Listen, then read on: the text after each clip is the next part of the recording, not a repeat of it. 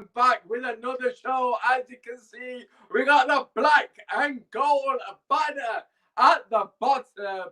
Of course, that only means one thing. Transfer deadline is that time of the year. You love to see it. Look, there's going to be a lot of rumors. There's going to be a lot of noise during this 3-hour stream. Yes, you heard me correctly. 3-hour stream from 8 all the way to the deadline day. Myself, and we've got a guest appearances coming on very shortly. But listen, before we introduce them, I'm still waiting for them to get backstage. But before we introduce them, make sure you slap a like, subscribe to the channel, all that good stuff. We have already got a big Rod in the building saying good evening, good evening.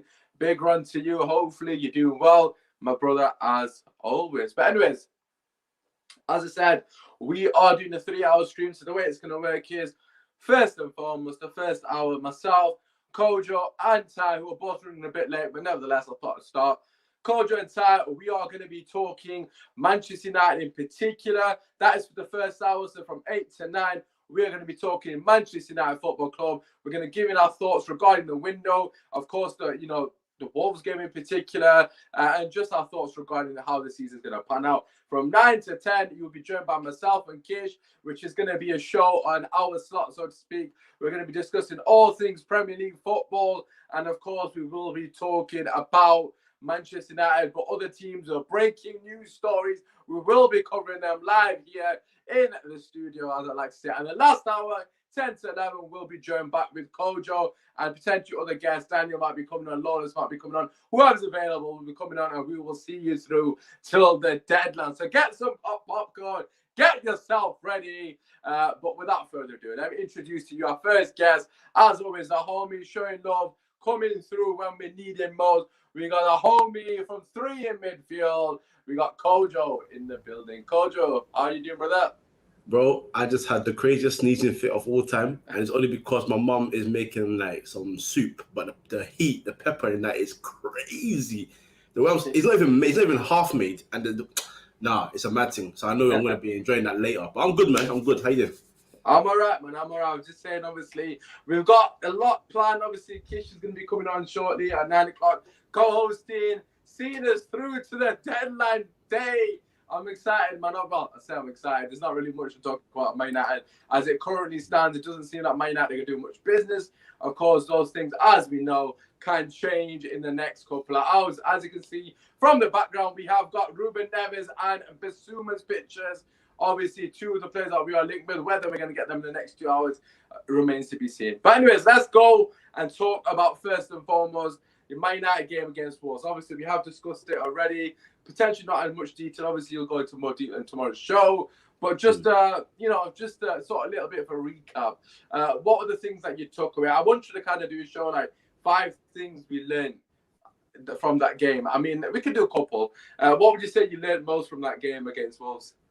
That we can somehow play terrible and come away with a victory. That's what I learned. And also how painfully obvious that no matter how much quality we sign going forward, we still need a central midfielder desperately, because we can't rely upon the usual 2 to be in there for the whole course of the season. You spoke on it today, and obviously in the group chat was saying that Fred won't only be like, if he was saying Fred could be the reason why we don't win the league, and you said that. Oh, sorry, that's fine. Sorry, apologies. I thought that was me for a second. I'll mute your mic. I'll mute my mic. Keep talking. That's cool. And obviously you were saying that you won't lose the league because of one player, but losing games in a midfield battle is very, very dangerous over the course of the season, especially when teams are improving all over the place. Chelsea have just pretty much completed the signing of Saul Niguez from Atletico Madrid. So, we need to be moving a bit more serious in the market and trying to get these things over the line. I was hoping that we'd get such a midfielder. I waited him. A loan to buy for someone of that quality is superb. 5 million up top. I don't know what the rest of the fee is going to be, but regardless, if we're not getting it done, Ole has now his job now is to make sure that he can find a formation and a pairing that fits, that will be consistent. And truth be told, still can't trust him to find the right midfield pairing because there's someone that should be used that's still not being used. So, we will name it very shortly.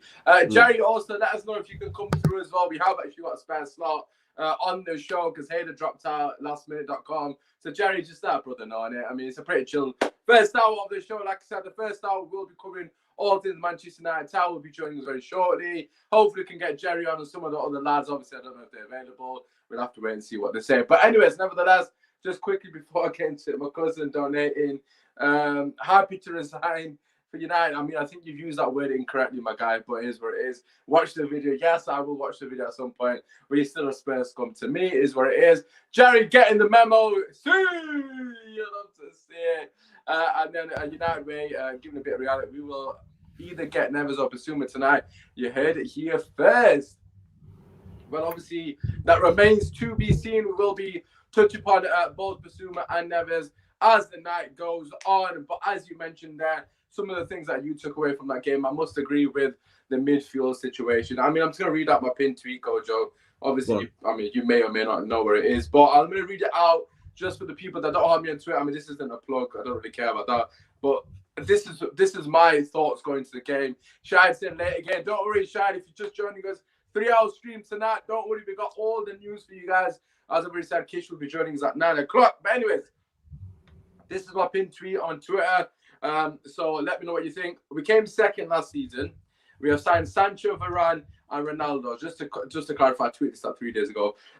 Do we still need a midfielder? Of course we do. But if anyone told us that would be our window, we'd be screaming, deluded, i.e. everyone else. So if I said to anyone else, they're the 3 players we're going to sign, prior to this window opening, everyone would have said, Osman, you are living in dreamland. This isn't FIFA. This isn't Ultimate Team, etc., etc. You know, they're just that window demands nothing less than challenging for the title, midfielder or not.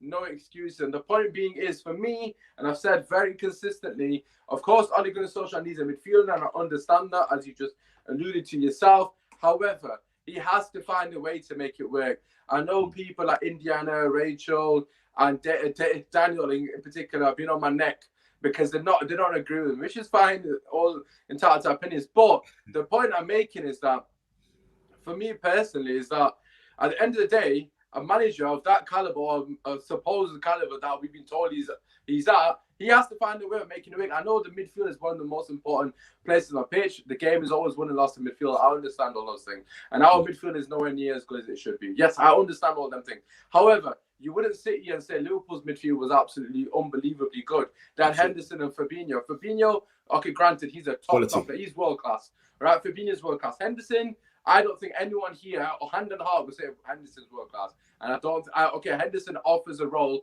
within that team. Genie, again, not a world class player, but he knows his role. He knows what he has to do to benefit the team. The point I'm making is every single player is a cog in a bigger machine, i.e. the team.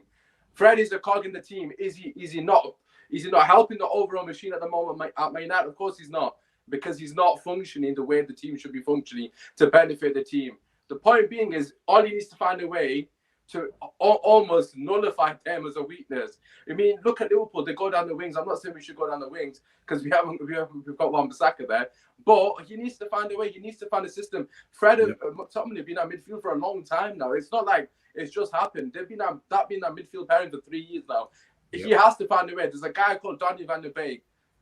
And I've said this consistently. He can't do any worse. I mean, people keep telling me he doesn't play deep line playmaker. He doesn't play in those positions. I mean, he's played that. I'm not saying that's his specialty. We know his specialty is that late run into the box. You know, he's a very neat and tidy player on the ball. But, I mean, Fred and McTominay quite clearly, for what we're trying to achieve, doesn't work. So you have options, but he just don't want to choose them. So my question to you is, Kojo, is it now time that Ollie starts to experiment? Because let's be real. Fred and McTominay for the entirety of the season is not going to give us a football and sort of controlling games that we want. Yeah, I don't know if it's time to experiment. I think it's time to now just make sure you find what works. Because the thing about the Fred and McTominay midfield pairing is that I think was it last year or no? I think the year before when they started trying to talk about we had like a unbeaten run with those two in the midfield, and they failed to point out that like Pogba would come off the bench and make the difference. being added to that midfield, or Bruno Fernandes would come and do something out of nowhere. Essentially, one of the midfielders would have to come off for someone a bit more forward thinking before we made something of merit happen and we won games. That's not discrediting what they did. Of course, they've had some great games. Man City, home and away, they've had some great games. Chelsea as well. So they've had their standout moments, but moments don't win you titles. Consistency throughout the season wins you trophies and titles. So, I think it's a case of good evening. It's a case of just making sure that you find what works. And I know it might be beating an old drum here with the Donny van de Beek thing, but you don't know if it works or not because you haven't tried it. And when you haven't tried it with a player of that quality, you don't know what you have there. You tried it in cup games that we should win. Everton, we won, no problem. Leipzig, they are a good side, but realistically, we should be beating them. We trounced them 5-0 at Old Trafford before that shit show at their stadium. So, I just think he's got to find the system that works perfectly now and stick to it. If he finds a system, dare I say, with those two in the midfield, stick to it. But right now, for the last two and a half years, we have not been convinced that midfield comparing works because we haven't seen it being consistent enough to win us anything. So until then, I can never be convinced. Yeah, I mean, my issue with the Donny van de Beek thing is now, right, we've kind of gotten to the position now that he's under extreme pressure. I mean, look, obviously every player is playing for Man United is under pressure. Fred, McTominay, let's be real, the young lads are probably watching social media. I mean, Fred's not, but Scott McTominay is well aware of what people say on social media. I would assume so. But the point is, with Van de Beek now is, I know what's going to happen. If he eventually gets picked for a game, which he will do at some point, and when he doesn't play us 8, 9, or 10 out, people are going to say, well, this is why Ali's not picking him. This is why Ali's not picking him. I mean, and this is the issue because he is getting chucked into random games. You can't build any momentum. I listen to so many player interviews, and literally 9 out of 10 of the players will say, if you can't build any momentum as a player, if you're playing here and there. I mean, people will say he hasn't taken his moments. He hasn't set the world alight when he's played these cameos because that's not Donny's game. Donny's game is not to be that guy to set the world alight. If you it's like subbing on Michael Carrick. I know Donny's not in Michael Carrick's stratosphere, but the point is, if you sub on Michael Carrick for 15 minutes cameo, you might not even notice what he's done in that cameo. Yeah. Because it's obviously it's like the subtle things in the game that people pay no attention to. Like, for example, he might be like the second pass in the build-up and there's 10 passes later and he scored. But his pass was the one that transitions as quickly to put the opposition on the back foot. Precisely. But you'll never come back to that because let's just say Donny van de Beek, for example, he's got the ball, he plays it to Wan-Bissaka, like through the lines, he plays him through, he completely takes out 3 players from the game because he's got the ability to do that. And then he passes it to, let's just say, Griezmann does a step over. He passes it to Ronaldo passes it to Bruno, whatever Bruno scores. I'm just using a random example. No one's going to come back to that Van de Beek pass because it was ages ago. The point being is he can start attacks because he's done it. He's done it at Ajax. He's done it at Manchester United as well. Whether people want to give him that credit or not, has he done it consistently? Absolutely not, because he's not had a consistent run-in. You can't allow someone to play 20 minutes here and there and then expect them to be at 8, 9, and 10 when they're playing that. Some people in the past have done that. Solskjaer is one of those people. He's a super sub. He's done fair play to him, but it's very rare. That is rare for people to come in and do that and have that impact consistently. So for me personally, he's kind of being pigeonholed into a box now that people are going to expect absolute greatness from him because the demand for him to start has been so high. So it's almost like a double-edged sword now, or catch-22 to an extent. But obviously, for me personally, I mean, experiment's probably the wrong word, but Oli has to change something because quite evidently we can't get popped off the park against Wolves. I understand Traore is an absolute beast, and it doesn't matter if Van de Beek's playing. I mean, obviously Van de Beek would not stock to him, but in general, I know that doesn't impact the game that much. But we need to start looking at controlling games. We can't allow teams like Wolves, with all due respect to them, to do that to us because they were the way better team than us. For the first 5 minutes, we look far inferior team, and they were the far superior team. So for me personally, another question regarding the midfield culture would be Paul Pogba. I mean, we've had this conversation so many times now, so we're not going to dwell on it too much. But where does Paul Pogba fit into all of this now? Because for me personally, he didn't play great in that. He was shocking in the first half, in my honest opinion. Second half, I thought he was a lot better. I thought he grew into the game.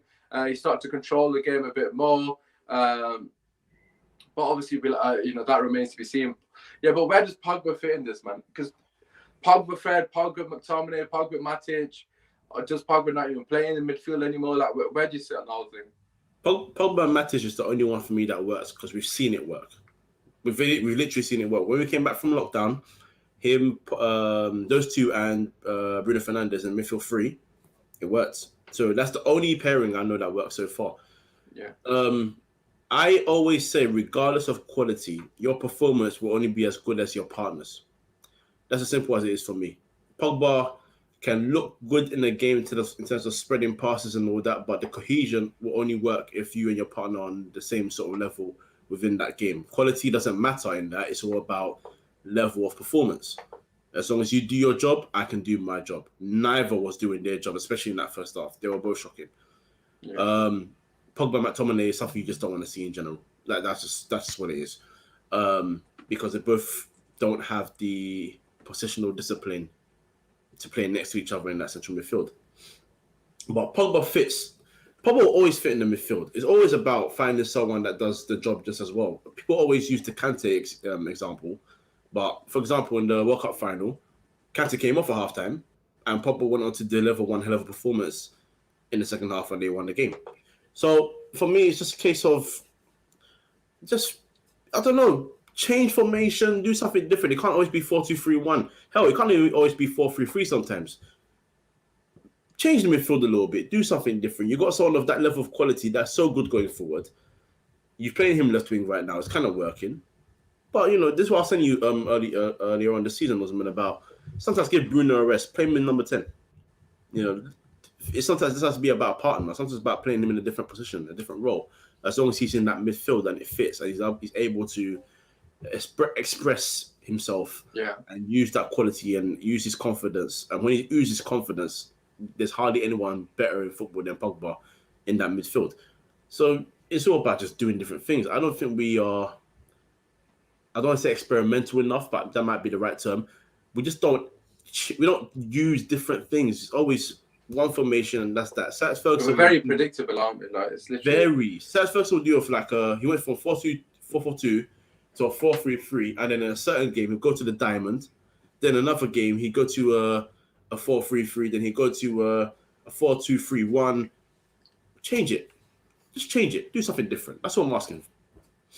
Yeah, I mean, regarding the whole Pogba thing, I do agree. Do something different, but I've got to be honest. My opinion has changed on this.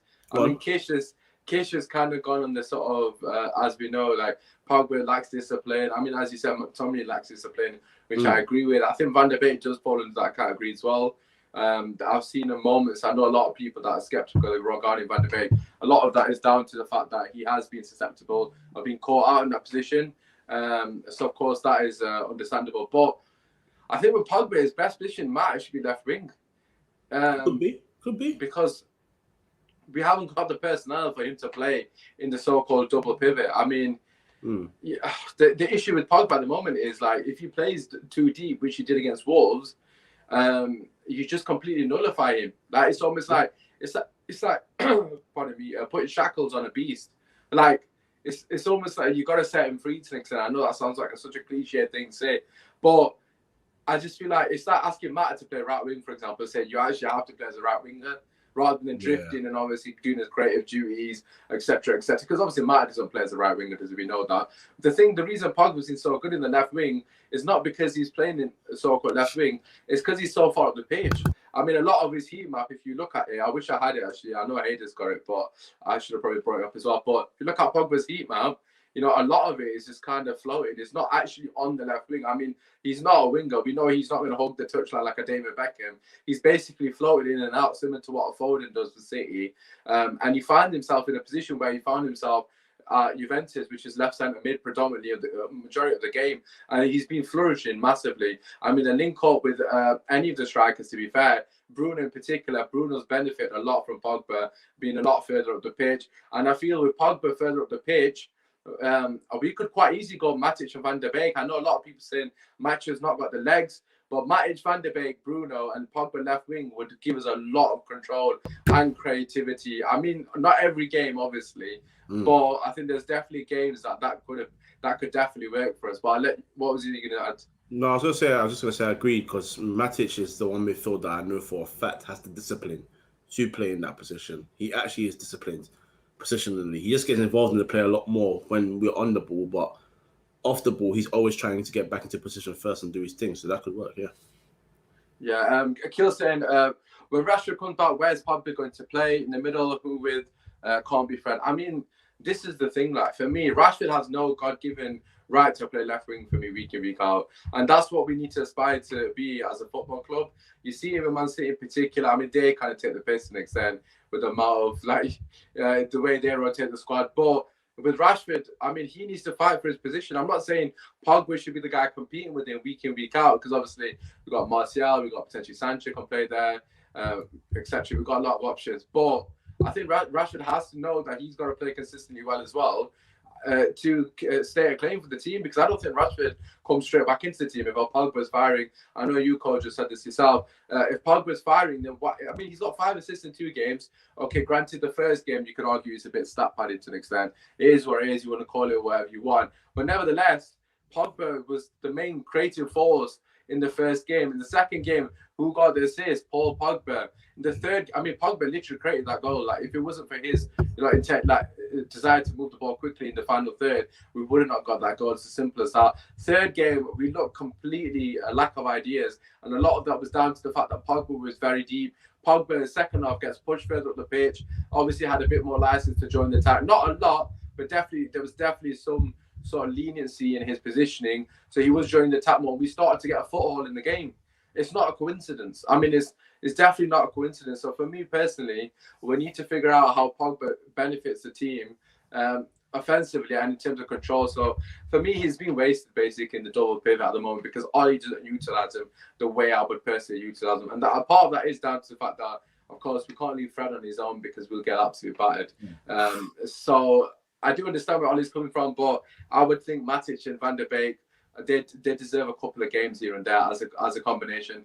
2 occasions of played together, they've been fantastic. Everton, granted pre-season. The second game was against Wolves, which was our last game. Second to last game of the season, if I'm not mistaken. Maybe last game, where we won 2-1. Obviously, Donny van der Beek getting the penalty, Matter scoring, that kind of thing. So, yeah, I think that would be my personal opinion on that. Obviously, keep letting us know your thoughts down below. We'll be joined by Ty in about 5 to 10 minutes. He's just been running a bit late. He's on another podcast, which is understandable. But yeah, let's move on to the next topic, which of course is lack of creativity. The topic after is Ollie's system. So they kind of, go hand in hand to an extent. What's the issue at the moment? Because, I've just mentioned Pogba, Bruno. Obviously, you could chuck in Sancho to an extent as a creative player. I mean, we've got, what's the word? Embarrassment of riches. I think that's the actual term. We've got so much riches in the middle, in the front line. What's the issue? I know it's only 1 game against Southampton, and people can say don't over exaggerate. I mean, sorry, it wasn't even Southampton, it was Wolves. 2 games then. It's only 2 games at the moment that we've really shown our weaknesses. But is that a concern for you, Kojo? Because for me, it seems like a reoccurring issue. I feel like we're not utilizing the creativity we have enough in the team. So, for example, against Wolves, people are complaining that Bruno Fernandes was making a lot more runs, like sort of like beyond the striker, and not dropping back enough to maybe link up play and that. And I'm like, firstly, you got another player that you have, right? And the thing for me is he is prominently, no, he's not even prominent. He is the prominent goal scorer for Manchester United Football Club. He scores the most goals.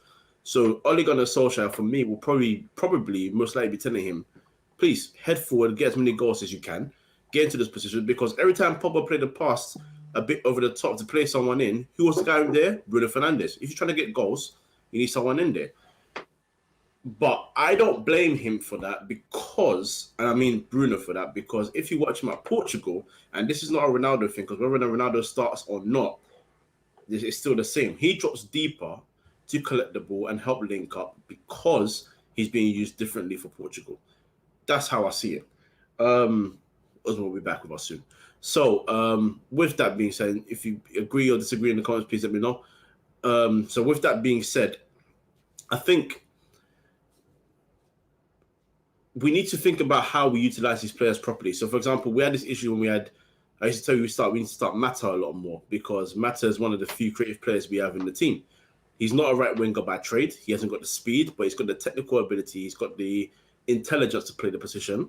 And when we play teams knowing that they're going to be a bit more deeper because we have a lot more quality going forward, you have to utilize him. We're not doing that. So now you've signed Cristiano Ronaldo. If you do not allow Pogba and Sancho to be driving forward to help create, because Rashford is not a creator, Green was not a creator. They've got assists in them, but they're not natural creators. Bruno Fernandes, for me, is not even a natural creator. He's done that before for Sporting, to some extent for Portugal, but he's not a creator. He's a finisher. He has to score goals. That's his best job. You've got these players that can create for you. Utilize them. Use them a bit more. Get that link in play. But that's the issue. I feel like United don't use strikers as strikers. I feel they use strikers as target men, and that doesn't work for me. That's why Cavani thrives so much, because when Cavani's on, whether it's a difference in terms of how he understands the game or how Oli wants him to play, he's not always doing hold up or he's not always doing like back to goal. He's trying to make runs in behind. That's when we get the best goals from him.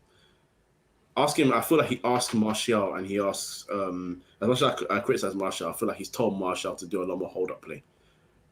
Yeah, this is the thing though. Like as you mentioned, like with I'm just getting Jerry the link.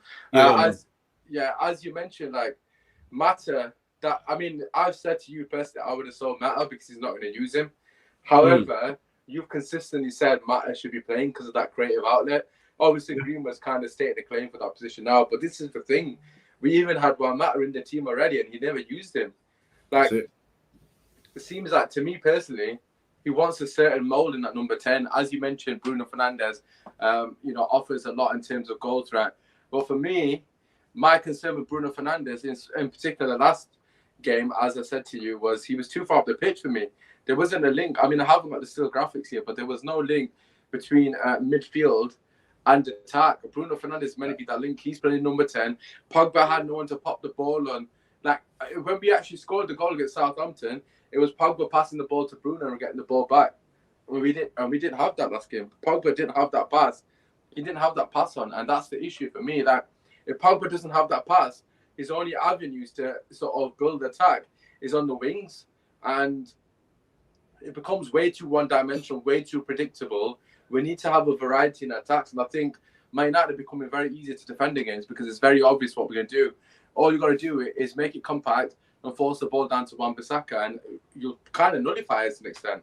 Because on that right side, where Sancho's meant to be playing, and hopefully obviously gets more time there, we look null and void in terms of creativity. And Wan-Bissaka, of course, a huge part of that. But for me, if Bruno continues to play in a 4-2-2, a 4-4-2, which it looked like to me, it's not going to benefit the team overall. We're going to have no fluidity. We're going to have no that link up. Like, if you go back to the Roma game, this is what I was talking about positions. Like, if you look at, I mean, I don't know if you've seen that video of Pep explaining Chelsea's system prior to Chelsea slapping them, and he's like, they're very close, very close. That was a shocking accent. But the point is, Chelsea is so successful, and obviously Pep explained it very well in that video, is because the spaces between the players are very tight, so they can't play one-touch football because they're in proximity. I'm not saying standing completely next to each other, but we can't play one-touch football because Pogba can't just flip and play it to Bruno, and he can't pop it off to him. The distance are too big, and a lot of our players become isolated in the system that we're playing. And that's why. Sorry, bro. Yeah, go on, sir. Sorry, bro. I completely agree. Sorry to cut you off. That's why I feel like it's an Ole thing. I feel like there's instruction being given. Your number 10 instruction, definitely. Your number 10 being so far forward ahead of your striker every single time. And like I said, I understand he's the biggest goal threat. He scores the most goals, but where is the connection then if he goes forward? And if you're not doing that, and it can't be striker back to goal. You need someone that's going to be technically able to turn around and do something. It can't always be back to goal and then trying to see if we can do something. That's easy to defend against. It's actually very easy to do back to goal unless your strikers are able to like use the defender behind him to turn him and then kill him. You got to change up, man. So that's why I'm asking for changing in instruction, changing formation every now and then, because it is easy. Pogba had to play long balls the whole game to create something. That's not good enough. That's not good enough. You can create from short and long. I mean, look, for me personally, right, I'm just going to see if I can find this image regarding the sort of the system. But just before I try and find it, I'm just going to pass it to you, Jerry. Jerry, what are your thoughts on the lack of creativity? We're having a bit of an intellectual conversation here, Jerry. So just no banter, just intellectual conversation. Now, but banter aside, yeah, what are your thoughts on the lack of creativity at United? What are you putting it down to at the moment? Boy, hey, shout out to you, man. Shout out Kojo, shout out Osman. Intellectual combo, okay. Jeez, rarity in that. To be honest, I can't put my finger on it, man. Like, I look at our team, and I think I know the image you're gonna bring up because I watched the match I'm today trying as to well. find it. I know who's got it, but I'm just my laptop. It was just too straight. There was no pattern. There was no plan, and I think I don't want to use the personnel excuse because the team we had on Sunday, I was happy with. Although I was not happy with Pogba dropping deep because, like Kojo said, all he was doing was playing the long balls and they just weren't coming off. Although when he plays on the left, he's like the 1-2s with Bruno. Like, I don't know, man. With creativity, it's hard because the number 10 Bruno, he's a creator, but he's more like a goal scorer in our team. But I feel with Ronaldo coming in now, I think the burden of scoring goals for Bruno will become less. And although he does create a lot of chances, I think it will even increase even more. Sancho as well. Obviously, his first game, people saying he played crap. He did, but it's his first game. I'm just going to give him the benefit of the doubt on that one because, it's still a new league. He has to adapt. Sancho poor lad looked absolutely lost. Even Cavani, I think Kojo said as well. Cavani's movement as well makes the decision for the player who has the ball. If he looks up and sees Cavani make the run, he's gonna play the ball. When we look up, it's just like a straight line and it's just static, man. So I don't know, man. But listen, international break. Let's just sleep in and hopefully against Newcastle, I will be there. Jerry, I cannot wait to supposed to be at our wedding. Now listen. The wedding's the day after. So yeah. That's a lie. I swear that. I want proof. I want proof of it. I want pictures, bro. I want pictures of you looking buff, trim, everything. Jeez. But yeah, man, it's we'll see after the international break. Hopefully it can change, but I don't know, man. Yeah, we'll have to wait and see. Just before we get you in, Ty, just want to quickly touch upon the breaking news with Kojo just notified me of. Atletico Madrid have secured the services of Antoine Griezmann on a loan, apparently. Kojo, do you want to give us a bit loan more to buy? Yep. So it's a loan to buy deal. I don't know if that João Felix swap thing is true. I'm hoping it's not for Atleti's sake because I don't think it makes sense to do that. Griezmann hasn't worked out at Barcelona, so going back to where he's familiar might work out for him in the long term. If they can cut a deal where it's cheaper to bring him back, they've pulled one hell of a blinder. Barca, on the other hand, apparently are looking to go for Luke de Jong. So in the space of 2 or 3 years, 2 years actually, you've gone from Luis Suarez and Lionel Messi to Martin Braithwaite. Oh my God! And Luke de Jong. Wow. Look, what's happening at Barcelona is nothing short of beautiful. And I'm joking. It's like absolutely shambolic, man. You charge us into admin, yeah, it's fine. But yeah, look, regarding the whole thing with Griezmann, I just think it's a bit ridiculous that he's gone back to Atletico Madrid. I mean, Messi's finally left. You're finally out of his shadow. This is your opportunity now to be the main stakeholder, the main man, the poster boy, whatever you want to call it. I mean, like, it just doesn't make sense. I feel like he's bottled it. Obviously, Barcelona in a very bad way after that Madrid won the league. It is what it is, man. It just screams weak mentality to me. But obviously, what do I know regarding mentality of Sport Manchester United? But anyways, let's get Ty in. He's back in the building. The homie has arrived. Ty, we're having an intellectual conversation. Shout out to you. Listen, we're talking about lack of creativity in the Man United team, bro. Obviously, Jerry's given his 2 cents. Obviously, very elite coach and all that, Jerry. So thank you for your insight. No worries. Yes, my guy. Ty, what are your thoughts, man? Obviously, we kind of we've kind of covered already the whole Pogba situation, where he's playing, etc. But where do you sit on the lack of creativity? The last 2 games in particular, I'm not sure what Kojo's trying to show us. I'm assuming it's a Griezmann face or something. It's a picture of Ronaldo in the kit for the first time. Oh, is it? Oh, I'll share in the group. Don't gas me. Love that. It's a link. I'll put it on the screen still. Where's it a TikTok? Oh yeah, Kojo, yeah. Kojo, Sick, you got horse powers. Put it on the screen. Oh, you know what? I'm on the wrong page. Let me come back. Come back. I want to see it. I love that. But yeah, Ty, what are your thoughts, my guy? Obviously. Yeah, first of all, big up Fabi. So I'm late, man. It's deadline day. I'm literally on that stream. So I'm going to stay a bit longer anyway, man. So don't worry.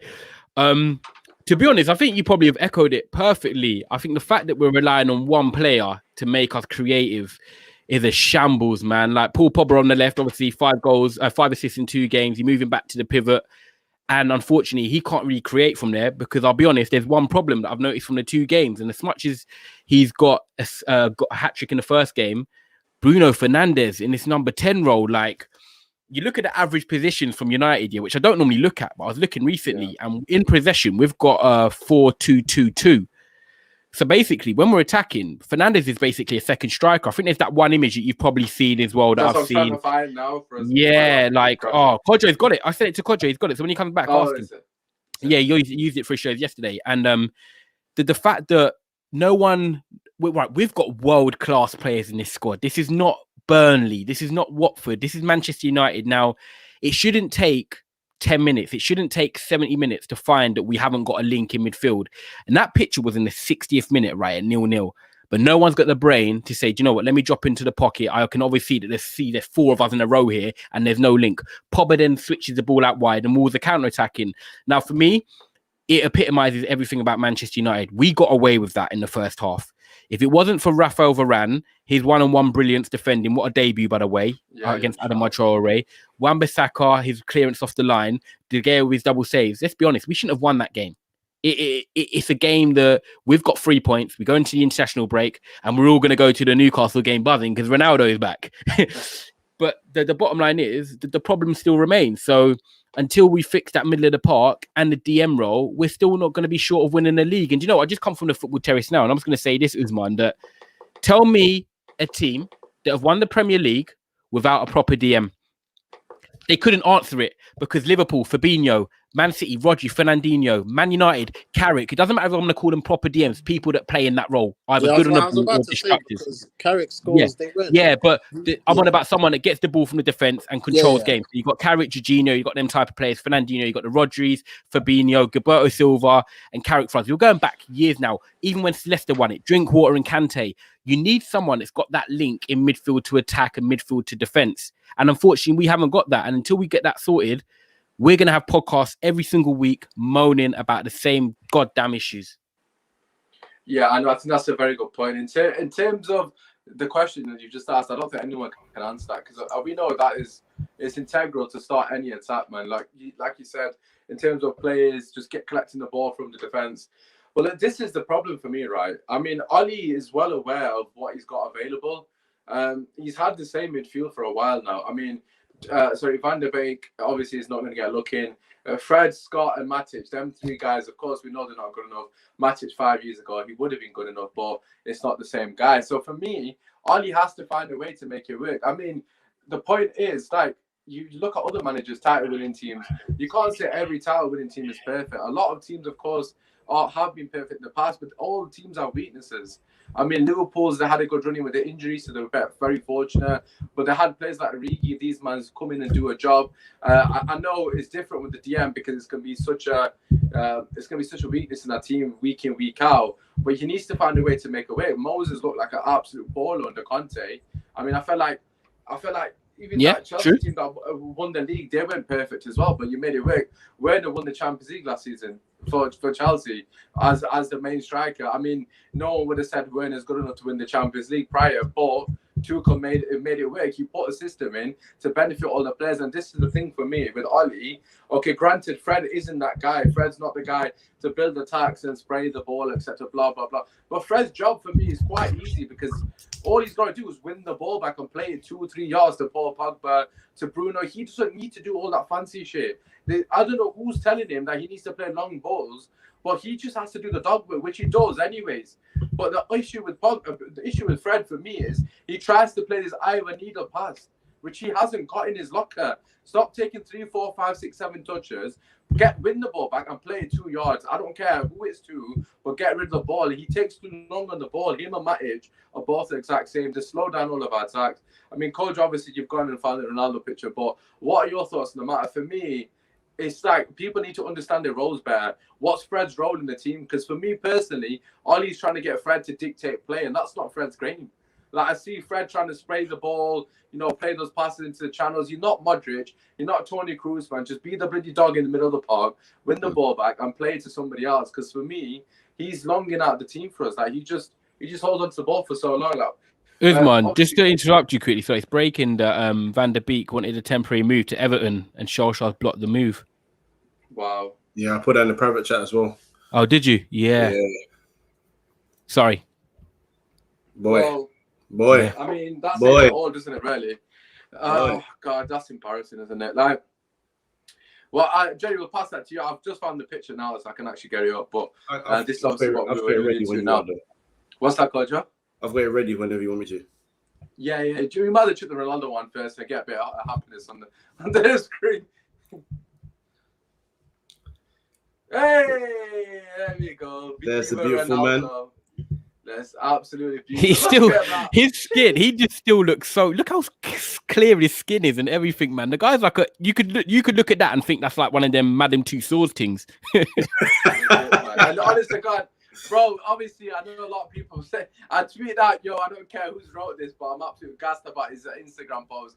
I got bare salty Liverpool fans in my mention saying, Pogba didn't write it. I mean, not Pogba, Ronaldo didn't write this. I mean, I don't give a shit who wrote it. That PS sent me. That PS at the end. This one's for you, Sir Alex. Bro, Ronaldo's coming to me in business. But bro, he wrote it, man. He wrote it himself. He wrote it, bro. I don't care. He must have. I couldn't care less. But listen, Jerry, I have found the thread now, actually. It was from Devil the Detail. Shout out to him, the homie, and that. But yeah, Jerry, what are your thoughts on the Van der Beek news, obviously, quickly? The Van der Beek news, you said? Yeah, obviously, Van der Beek wanted to move. Where do you see that? Oh, bro. Well, he wants to move to where? Everton. Ollie blocked the move to Everton. Apparently, wanted a short loan. Bruh. Just wants to play, man. He just wants to play. Not good, man. Yeah, it's true, bro. You remember I said the make the nows post. He's next, bro. He just wants to play. Yeah, I see people know that like a meme with the two guys hugging. Like this goes for Van der Beek and Maitland Niles. But I was just about to say I have found the sort of graphics if you want to just quickly carry up. But regarding the Van der Beek, Jerry, man, surely Ollie's got to start playing him now, man. Yeah, I don't know what's happening, man. This is a personal vendetta. Like it's been too long now. We've wasted the season. He's come 40 million. Van der Sar putting in that letter, look after him, and we just done the opposite. Like it's just I don't know, man. His numbers are he's gone, man. Like he's not gonna play. You should basically train with the under 21s. Basically, that's where it feels like. Yeah, okay, I've just got it up now. Obviously, shout out to Devil and Diaz. You don't know if I'm using this or not, but obviously I'll give him a shout out whenever it loads up. Yeah, here we go. This is exactly what I was talking about. Right, this is the 60th minute, and there's 3 players of Wolves before it gets to our players. And it's not even like our players are making intelligent runs. Let's be honest, it looks like they're playing a game of Connect 4, just changing colours. Orange, blue, orange, blue, orange, blue. It's basic football. And what I was saying, Kojo, is obviously we discussed it on your show yesterday, big up 3 in midfield, is that these are not Championship players. Okay, Championship players are still good. These are not Burnley or Watford. These are Manchester United players. How does it take so long to realise that there's not a connect in that midfield? Now, for me, the creativity goes because of Paul Pogba. But as much as, obviously, I love Bruno Fernandes and what he's done for the side, I am slightly concerned about his positioning because you've got Ronaldo, who we know that Ollie said he's going to play centrally. He's not here to play out wide. His words were, I want him in the box scoring goals. Now, Fernandes likes doing them runs that Ronaldo is going to make. So where's the creativity going to come from? The only player that can drop into them pockets who ain't going to play is probably someone like Martial because he likes playing that sort of false 9 role. Other than that, what are we going to do? I would expect Sancho to fall into that pocket as well. I'm not going to lie. Yeah, I would, but he ain't going to play there, is he? I mean, this is the issue, right? Obviously, we got the next topic would be the system, innit? I mean, a lot of people talk about, Ollie's not the guy, blah, blah, etc., etc. Now, this for me, right, just screams out you haven't got a fucking clue what you're doing.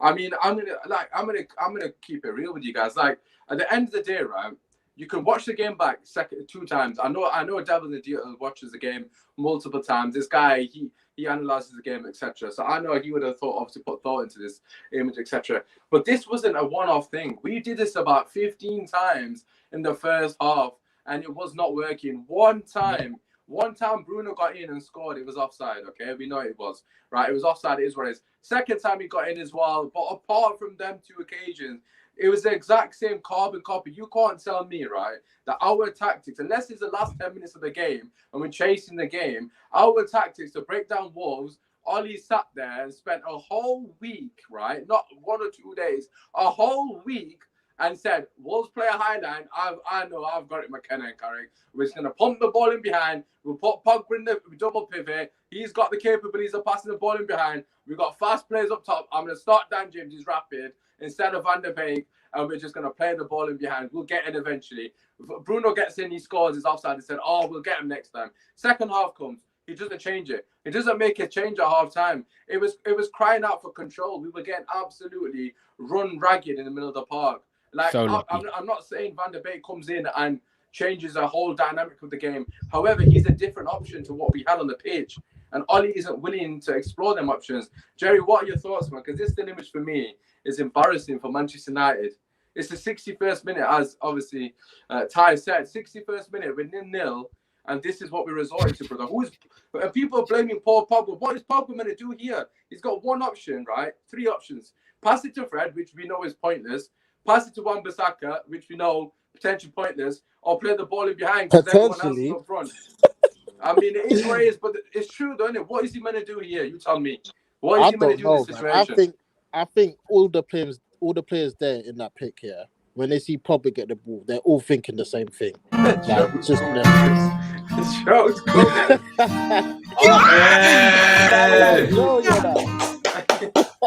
What's up? Yes, Joe. What Kojo!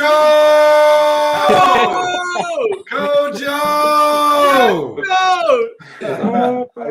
And the lads. Yes. Nice of you to surprise us with the guitar. No problem. I was listening to you guys waxing lyrical about Ole, and I just had to make sure I was here to be present for it. Ozzy messaged me personally and goes, I actually really like Ole Gunnar Solskjaer. I'm only messing. Like, I actually think I think he's top lad, if I'm being honest. I think he's getting the Premier League title. Yeah, someone's put Joe's followed me. You got fans in here, Joe. You love to see it. Yeah, love to see it. But listen, obviously we're talking about the system, Joe. Obviously, I know you're a huge fan of Ollie. We might as well just get your thoughts on before we come back to Jerry. Where, as you can see from the image, this was Manchester United for 60 minutes. I mean, where do you sit on the whole conversation? Well, from what you said, I completely respect your opinion as always. And I wouldn't say, look, I'm not a massive fan of Ollie. I do think he is the right man for the club at the right time, and he is growing. And I think this is his final season if we don't progress massively, considering he's actually been back properly for the first time.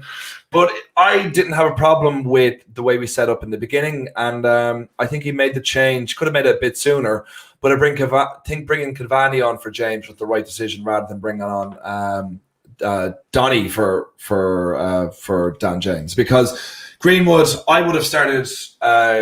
What was the front line? It was Sancho. Greenwood, James.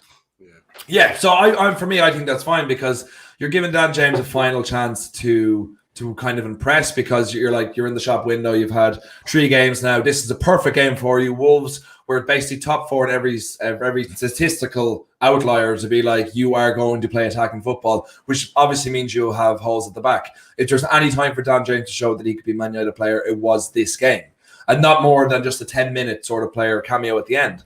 And he just wasn't up for it. So he got given an hour or so, and then got taken off. And then the best decision I feel was made for sticking our best technical ability and best experience number 9, which is Cavani at the moment. Put him up front, then put Greenwood on the right, where he has been quite good when he's been playing there, and then And it worked out and we got the goal. So for me, I thought that was fairly smart managing. And I thought we set up the best way, because if we tried to control that game, I just don't think we were ready to do that, because the team we have isn't going to be the same team we have in 3 months' time. Aside from Varane, who just settled in perfectly, a player like Sancho needs maybe 10 games at like actual league and cup games to kind of feed into this club, because it's not like when Bruno came, because Bruno is not just a creative player, he's also a finisher. So therefore, he is going to get the opportunity to score goals to build up his confidence, while Sancho will have to kind of play his way in, because he's more about creating rather than goal scoring.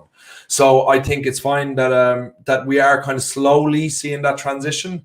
But at the end of the day, if you compare the first 3 games of last season to the first 3 games of this season, we have 5 more points or whatever it is. 4 more points, something like that, and playing better. So I think it's going to be an adjustment. But Varane just sunk in perfectly. I think that's going to be the sign of the season. Sancho might take until maybe November time before he's really settled in. I do think if Rashford was wasn't injured, well, they'd have a better connection over each wing, because they played together with England so much. And I think, and if Greenwood was in the England squad more often, then they would have a connection. So I think give Sancho till about November or so before you can maybe start getting worried. You've what's his name coming in from Juventus? Oh, the name's gone from my mind. What's his name? Yeah, we have the new old boy coming in, which should guarantee goals. And I think if there is any issues, I think they'll start springing themselves up in November, because if he's not getting the best out of Sancho, Ronaldo isn't banging in goals. I think defensively we're going to be so solid. I think for once that's going to be our strength, is defense, which adds confidence to midfield, which we know is lacking. We know Ruben Neves the money we got, 30 million from Dan James, should have been straight reinvested into buying Ruben Neves. Plus, if Lingard should have been allowed to let go a couple of weeks ago for maybe 20-30 million as well. Straight away, that's Ruben Neves, 35 million. Ruben Neves, I don't think it's a long-term answer, but he's definitely an upgrade, Premier League experience. He passed the trial on Sunday. Yeah, past trial, can survive a leg breaker, according to Graham Souness. So, I think he's definitely a 2-year option at least. If he doesn't meet the standard of Champions League football, we can move him on and still probably get close to what we sold him for. So I think losing Neves, not getting Neves, is a blow, but I still think this transfer window will pay dividends in around November time. I hope you're right, because obviously going into the window, we weren't planning to get Ronaldo, of course. No. But when the opportunity comes up, we have to get him. I look at it from the 1920 season: Martial, Greenwood, and Rashford, 59 goals between them. Now you add in Bruno to that. You now add in Pogba. You now add in Greenwood. You now add in Cavani. I'm not going to say we're going to score 100 goals, but let's be honest, we could score 100 goals. They can easily get at least 20 or say 15 between them. Exactly. And how I look at it now for Manchester United this season, what I was just saying on the football terrace, is that you look at it right. And it reminds me a bit of the Brendan Rodgers effect. Our squad's far better, by the way. But Brendan Rodgers at Liverpool, when they got so close to winning the league, they were winning games sort of like 4-2, 5-3, 3-1. Now, I agree with Joe that I think Varane is a massive signing. I was very impressed with his debut against Wolves. And I do think we'll be assured at the back. However, what team wins the league without having a proper DM? It just goes back to what I was saying to Usman 10 minutes ago. You look at Rodri, Fernandinho, they won the league with City. You think of Matic when they won it with Chelsea, Gilberto Silva with Arsenal, Michael Carrick. I don't think to this day we've ever replaced Michael Carrick. Joe. I've never been on a podcast with you before, but if for me, last season, people were saying Manchester United's best performance is when we beat Leipzig 5-0. Now, me, I'm not a biased man. I'm a football fan, and then I'm a Man United fan. And we were 1-0 up, I think, until the 70th minute. We scored 4 goals in the last 20 minutes and Rashford come on because we blitzed him on the counter-attack. But other than that, we didn't have control of the ball. So when people are saying to me, oh, yeah, do you remember that performance? We beat Leipzig 5-0. I'm like, yeah, but did we control that game? No, we just beat them in our bursts of moments in that last 15 minutes. If you're saying that's our best performance, then for me, it's not that great. Leeds was the second one on people's list, but we blitzed them in the first 10 minutes when McTominay decided to be Kaka and be box-to-box for a moment. You know what I mean? These are not games where Manchester United control, and until we get that Michael Carrick replacement where we sold the best one in probably Daley Blind, who was most adequate to play that role, we're still going to fall short. So no matter with Ronaldo, Cavani, Greenwood, Martial over 3 games, they're not getting goal-scoring opportunities. They're kind of creating them for themselves. And throughout the games and the weeks we do podcasts together, we're still going to be coming back to the same issue. So for me, Ruben Neves was a no-brainer because he can get the ball comfortably from the back 4. He can actually intercept as well. He's high on interceptions, but people don't really see that in his game. I think we've missed the trick. It's 35 million. People are spending God knows how much on other players. And like Joe said, 35 million for a guy that plays with Ronaldo and Bruno. He can give us 2-3 years. If it doesn't work out, we can definitely move him on. I think as much as people say, the DM is an excuse and, you've got a whole squad around that. Man City won the league because they didn't have a left back last year. But I would rather not have a solid left back and have a solid DM because they're the link between defense and link between attack. And for us, that's why we'll fall short. And as much as people think DM's an excuse, tell me a team that don't win the league without a DM. Yeah, I completely agree with you. I actually had people trying to murder me on Twitter earlier on because I completely agree with what you're saying about a CDM. I think that's ever since kind of Claude Makelele redefined that in the Premier League era, people are putting a lot more respect on that. But in the same way, people have ripped respect away from Michael Carrick, and he was never seen as a vital part. What a player! What a player! He was the English Pirlo, and if you want to talk about England for a second, and I don't, but I will, unfortunately. Like the missing link in that team was Carrick. It should have been Carrick at the base. It should have been Gerrard and I like Lampard. Joe. Yeah, but Lampard and Gerrard in front of him would be able to play to their strengths with someone as intelligent and as skillful and as creative as Carrick and as good at protecting that back four. But Sven-Göran Eriksson is an idiot, and I remember him putting in his greatest ever 11 of players that he managed, he put Pavel Nedved left back. So that's where his football brain is at. But I had people trying to murder me on Twitter earlier on because I completely agree with you. I think we're missing that link because we're going to get overrun in midfield, and no matter how good our defense is, they will concede. They just can't do. Yeah. They're not superhuman. And the thing I put out was, you don't need a world-class goalkeeper to win a Premier League title. All right, and I listed 5 names, maybe 6. I can't remember. I'll go through them now of goalkeepers who aren't world-class. When I say they are world-class, okay, they're still very, very good goalkeepers before people annihilate me. All right, but they're not for what I define world class to be. Okay, I'm gonna go through them all and tell me if I missed anyone, or tell me if I'm absolutely mad. All right. So Kasper Schmeichel for me is in world class. Yeah. Joe Hart is in world class. Ederson is in world class. Alisson is in world class. No, I don't agree. I think Alisson is. I think. Well, I'll finish and then we'll come back to that one then. Mark Bosnich, I think we can all agree, is in world class. Fabian Barthez is in world class. He actually won a World Cup as well. And Tim Flowers is in world class. Okay, some of them have multiple Premier League titles, and some of them, which shows that you don't need a world class goalkeeper. It's all about what sits in front of them. Because if they have, can I just interject? Sorry, the goalkeeper stuff. I agree with that point, right? Yeah. The midfield stuff as well. I hear what both of you guys are saying, right?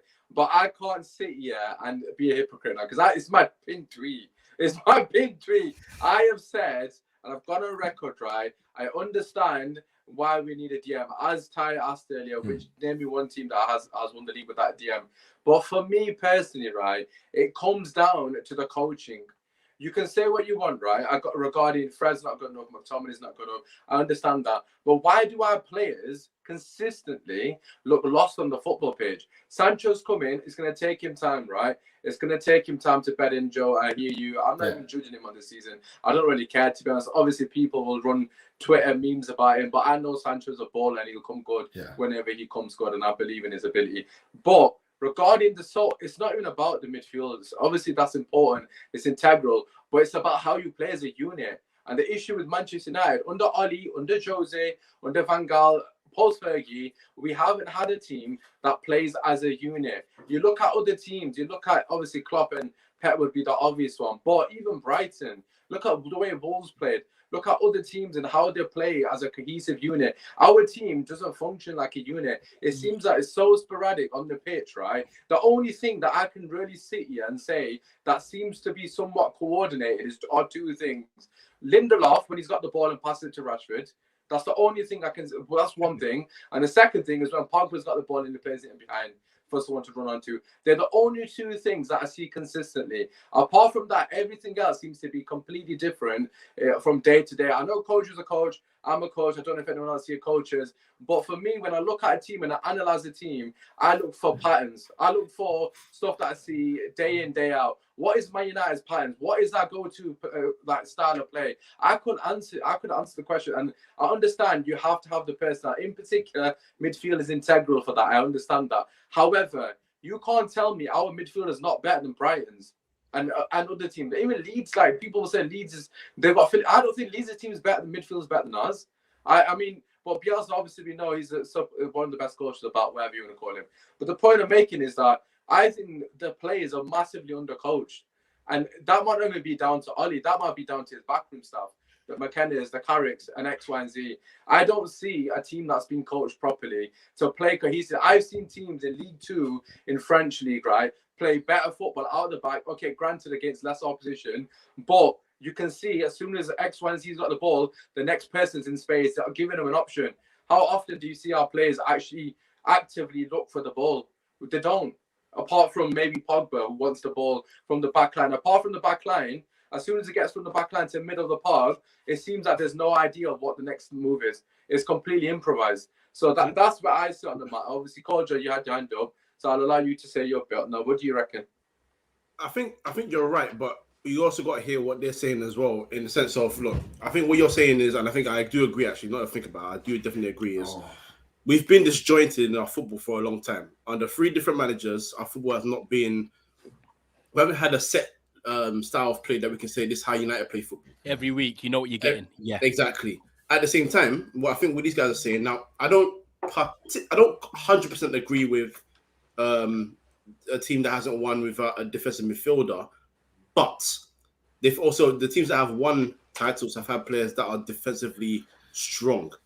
That's the difference that we're struggling with. So Leicester play 4-4-2, but Kante and Drinkwater had that cohesion. So that goes hand in hand with what you two were saying, with what Usman was saying, because defensively they were strong, but they also had that link up, and you knew what Leicester's style was. They were very direct.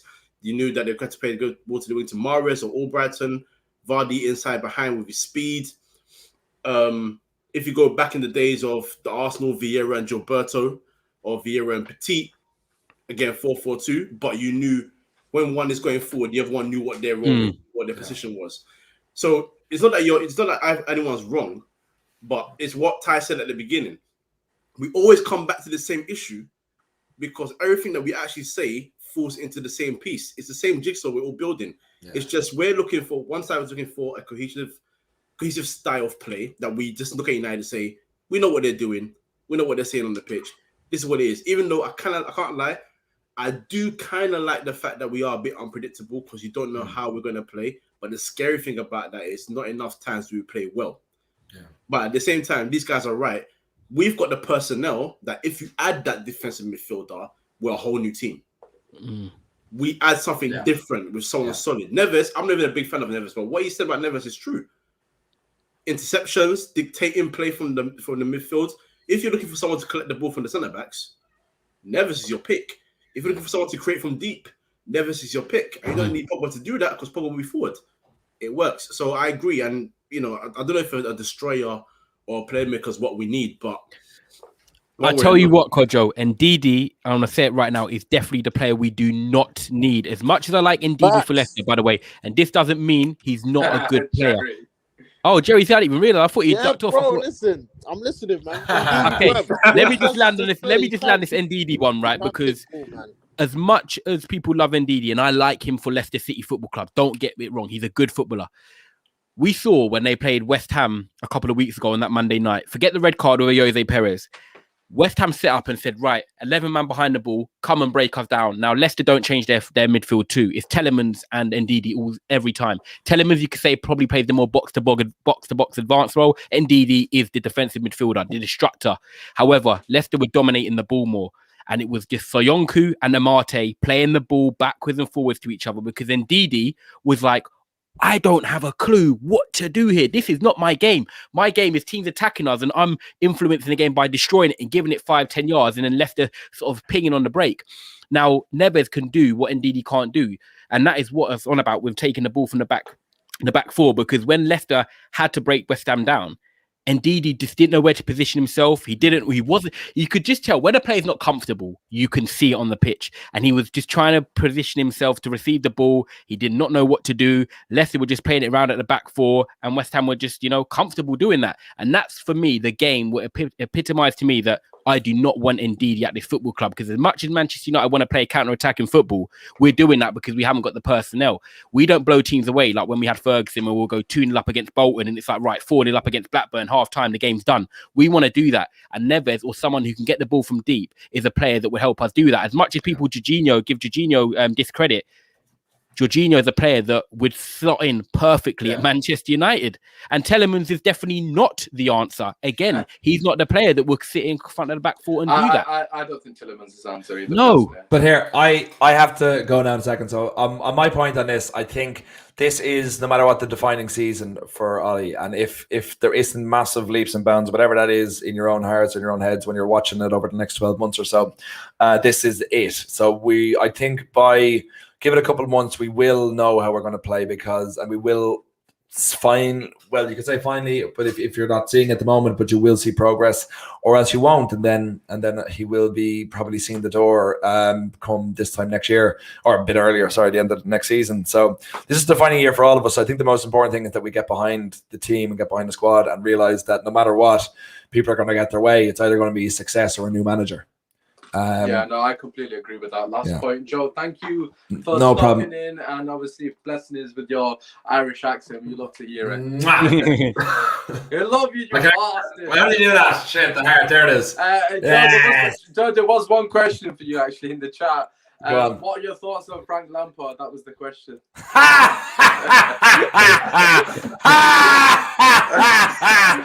Oh, good times. Wait, hold on.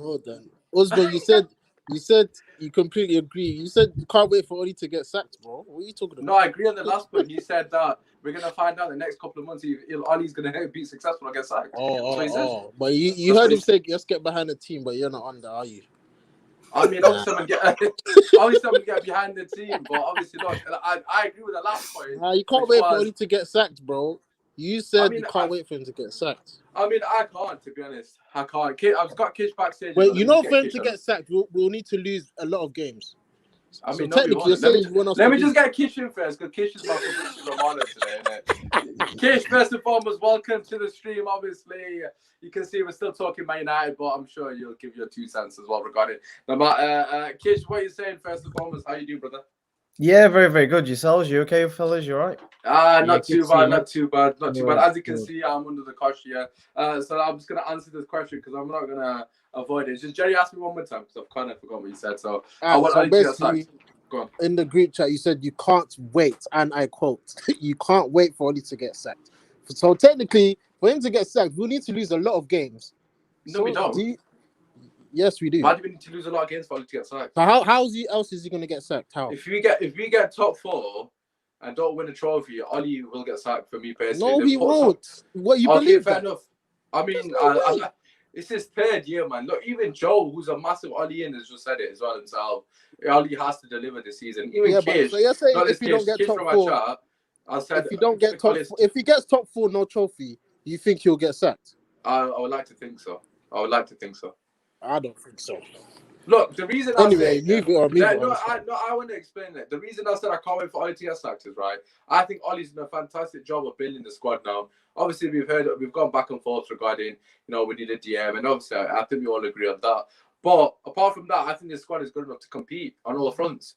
I mean, we've got Cavani potentially. Our bench could be Cavani, Martial, and let's just say Rashford, hypothetically speaking. I mean, you can't tell me that bench isn't good enough to obviously withstand, Carabao Cup, FA Cup, Champions League, Premier League. We've got enough strength and depth for me personally. Obviously, we fall short in the midfield area. Understand that, but I think the squad is definitely good enough to be competing and winning trophies. Now, that's what this whole sort of rebuild's about. At what point do we hold Oli accountable for winning trophies? Because he's not playing good football as it currently stands, and it hasn't done for most of his tenure consistently. And also on top of that, I'm not seeing any major improvements. So for me personally, he has to deliver trophies and good football. Otherwise, he needs to get sacked. But obviously, Kojo had to dip. Huge shout out to Kojo. Yeah, Usman, I'm going to have to make a move as well. Back to work tomorrow at 6. Oh my God. Wow. Yeah, good luck. Obviously, I appreciate you. I appreciate you letting me come on. Everyone, supporters, my man. A great guy, great channel. And yeah, man, I'm so glad we've met you through the lockdown, man. Hopefully we'll link up at the Newcastle game, man. 100%. Ronaldo! I can't wait to be singing Viva Ronaldo with the boys, me, Jerry, and Ty. Yeah, man, it's going to be sick. Now, thank you every single time with my man. Pleasure, bro. Pleasure, Kish, Jerry, have a blessed evening, yeah? Take care, man. Take care. Bye. Yes. Okay, right. So we have finished the Man United segment of the show. As you can see, Kish is here, Fabrizio Kish. We're going to be discussing all things Premier League, of course, and as well as the latest sort of transfer doing. So, Kish, before we get into it, obviously Jerry is still here as well, so Jerry's going to give his 2 cents as well. Kish, we'll start with you, man. Is there anything that you want to update us with? Have I missed anything at all? Because to be honest, seems a bit quiet. again, I mean, I'm obviously going to start with my team, Tottenham. Of course. I'm quite disappointed, if I'm honest. We signed Patrici in the hope that, you know, this was going to be the window. You know, he's there to attract, you know, the very best player with his communications and contacts. And I'll just basically tell you the signings that we've signed so far this season, this summer. Golini, Romero, Gill, Sarr, and Emerson Royale. We sold Foyth, Alderweireld, Sissoko, Hart, Lamella, and released Gazzaniga and Rose. For me, we've not strengthened for the now at all. Romero's 23, Gill's 21, Sarr is 18 and back on loan for his club, and Royale is 23 years old, and we now have 4 right backs in our team because we can't remove Aurier because no one wants him, and Doherty, no one wants him back. Not even Wolves can be asked to have him back. Wow. So we're now in a position where we signed Romero to basically replace Alderweireld, but Romero, when we bought him, was injured and he's still not fully fit, and he has no experience within the Premier League, so it could take him 10-15 games before he even gets in the squad. So we've pretty much got the exact same team as last season, if not potentially weaker.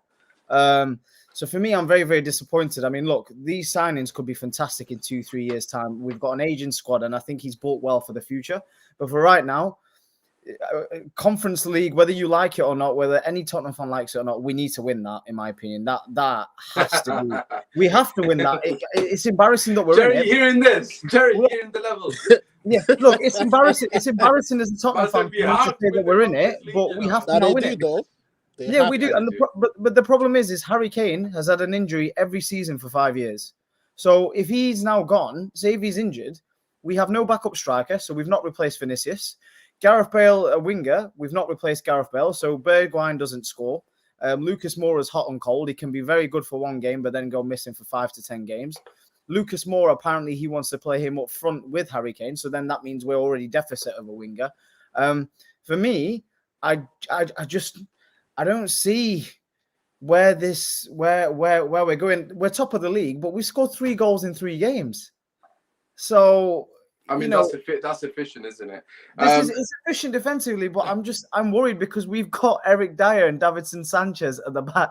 I mean, they're gonna mess up on. I mean, isn't Romero in the back now? Yeah, but that's what I'm saying. We bought him injured, so he's working his way. He's working his way in the squad, but we just sold Alderweireld as well, which fair enough. He was 32 and he had to go, and we sold a lot of players like Danny Rose. I think he's done well on sales. I've got to say. Yeah, he's done very, very well. But you can't. But this is the thing, Kish, right? And I think Arsenal are falling under the same category. Man United fans are somewhat falling in the same category. You can't do all the bit. I saw Tyne, obviously, she was complaining as focus, bless her. She was saying that she's underwhelmed about your business, and I understand why. But at the same time, you can't do everything in one window. That is such a huge mess. No, but it's going to take him a couple of windows to clean up. No, but what I'm saying is there's so much pressure at the moment on us because, look. There's no pressure on us. I think there is because we've got a new manager. We've now kept Kane. So there's no way in hell Kane is. He's obviously been forced to stay. So he's still going to want Champions League football. And I still think that that's where we need to go. We need to go for 4th place, even though it's a stretch. I completely disagree. But the problem is we've not signed anyone. We've not signed anyone Name me one player that we signed that realistically. I don't know any of the guys that you signed personally. This is the problem, and I was saying this in the group chat today. There was Awar was available for 25 million. Edouard from Celtic was available for 15 million. These sort of players, in my personal opinion, comfortably get in our team.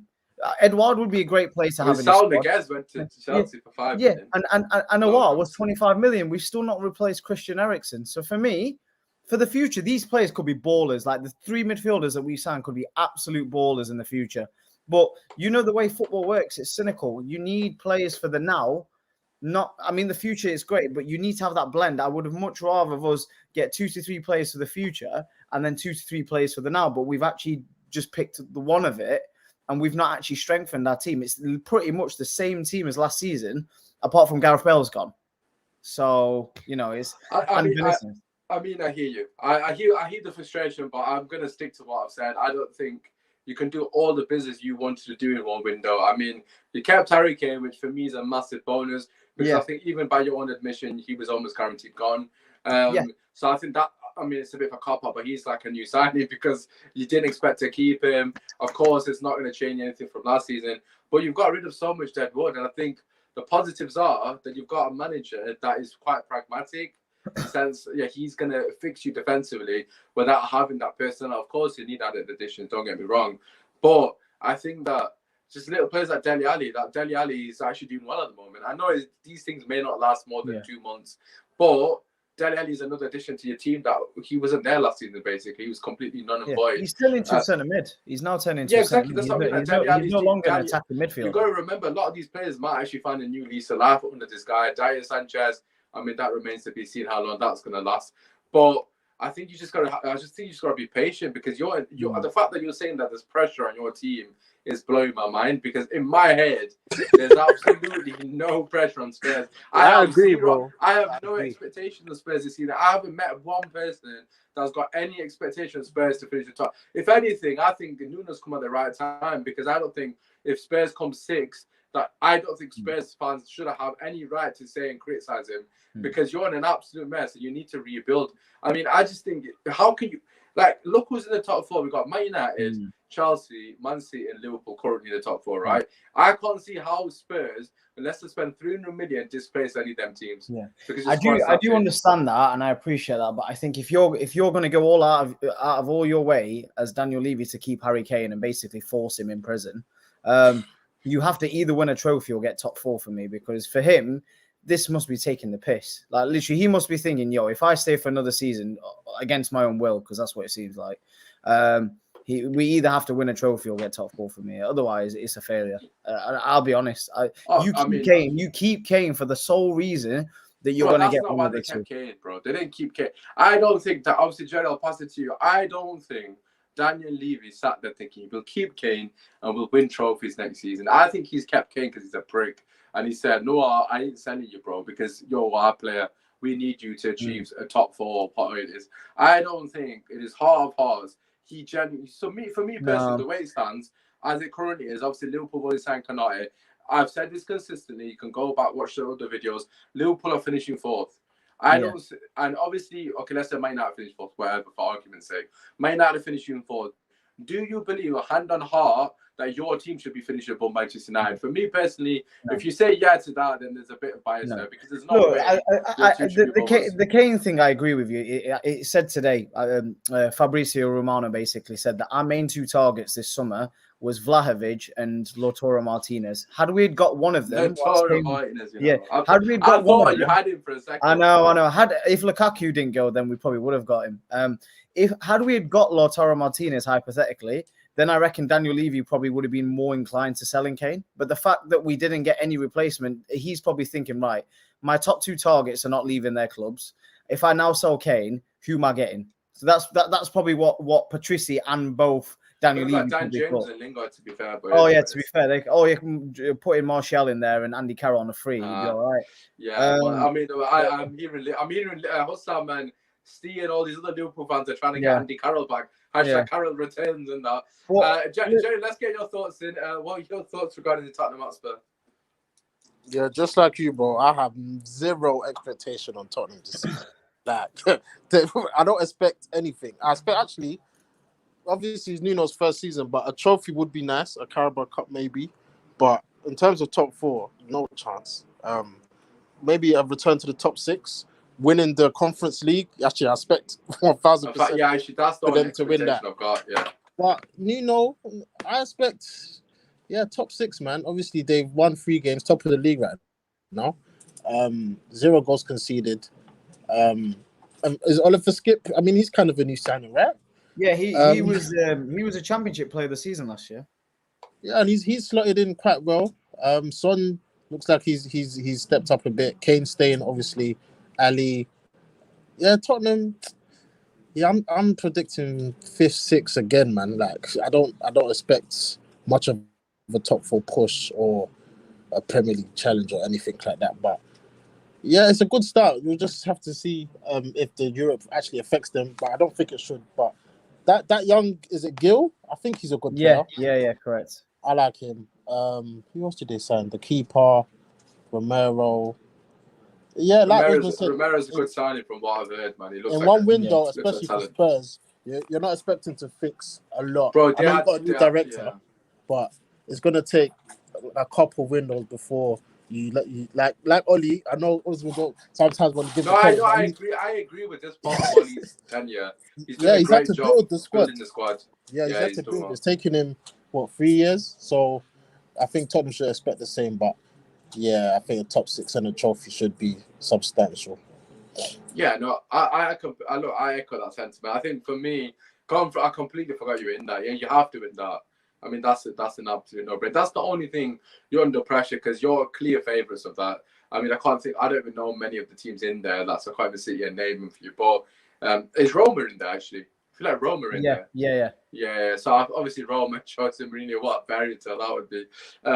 Of course, Jose always tends to look good at the start of the season. I mean, they're going to be a threat for you because Jose is a tryhard in these competitions. He'll want to win that, and he'll say, "I'm the only manager in history to win all the European competitions." So Jose will win that. So he's a major competition for that. But apart from that, top 6, go again next year. Get rid of some more deadwood next season, or maybe in January, and then hopefully next season you sign another 3-4 players and build slowly, man. Because at the end of the day, you can't expect 7 outgoings and then about 5 ingoings or 7 ingoings. You do know this transfer window, we've actually made a profit of 3 million. Oh, I mean, yeah. Do you know what I mean? We've actually made a profit of 3 mil. I know it's only 3 mil, but that just shows you we've made a profit rather than a loss. So that's where my disappointment really is, because we're the second most expensive season ticket holders at like £900, per season ticket. We've got 60,000 plus capacity stadium. Anthony Joshua is going to be fighting there in a couple of weeks, and we're making profits. I mean, look, end of the day, of course you're going to make profits in this window because you sold so many players. You've got rid of about 8 players according to what you've just read out. Yeah. I understand from that perspective. I can see why you'd be a bit frustrated. Of course, there are other players out there that you could have bought. Hassan Mawar, as you mentioned. I mean, there's other players. My man's got Edouard. I would like Edouard. Yeah, sorry. For me, is a very. I mean, I'm just on BBC now, and it says Edouard. Breaking news: Edouard to Crystal Palace has been rumbling all day. Not had any updates on that for the last couple of hours. So that's technically you could steal that one. Someone's put Levy Tax in the chat. And obviously, Shahid joining us at EV Chance. Make sure if you are joining us, obviously, keep getting your questions in. Obviously, we're going to see you through till 11 o'clock. Myself and Kish will be staying here. I don't know how long Jerry's going to stay here. Some non-Premier League news, by the way, as well. Some breaking news. Antoine Griezmann has joined Atletico Madrid until the end of the season with an option to buy for 40 million euros, right? Which is about 34 million. Yeah. And the most interesting thing of that is 3 seasons ago, Barcelona signed him for 110 million. I mean, Barca's absolutely finished as a club. It couldn't happen to a better club. No, I'm joking. I've always liked Barcelona. Obviously, we went and watched Messi and whatnot. But West Ham have signed CSK Moscow midfielder Alex Kral as well. He's another Czech Republic contingent. He's basically in the national team with Souček and Soufal. I mean, he must be good if Souček scouted it, put it that way. Because man brought Soufal and I'm sure you're quite happy with this, though, aren't you? Yeah, I've literally got my laptop in front of me, right? With a picture. I know it's going to sound mad, but I've just got. Is that your new lock screen, yeah?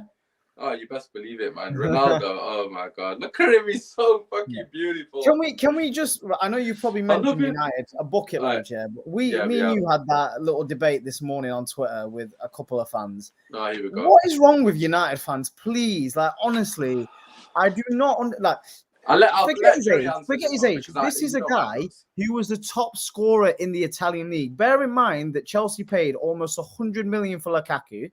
You have signed a player on 2.5 million a season transfer fee over 5 years installment. So you've not even paid the whole fee. Understand the contract, but you'll make a lot of that back due to merchandise and who he is, CR7 brand, etc. You've signed the top scorer in the Italian league last season for basically 2.5 million a year plus wages. What is wrong with people? I don't understand. I don't get it. He's one of the greatest, probably arguably the greatest player in football history. Wait, what's the debate though? People complaining. There's loads of United fans today. Loads of United fans complaining today. Don't even want him. People are unhappy, Jerry. That we got Ronaldo back. Yeah. That's just stupidity. It's dead, isn't it? That is dead. That is dead.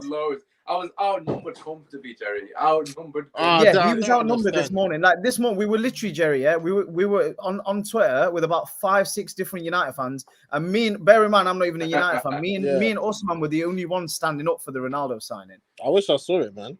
It's peak, man. They must be young. They must be young. It's like Indiana. These are grown-ass people.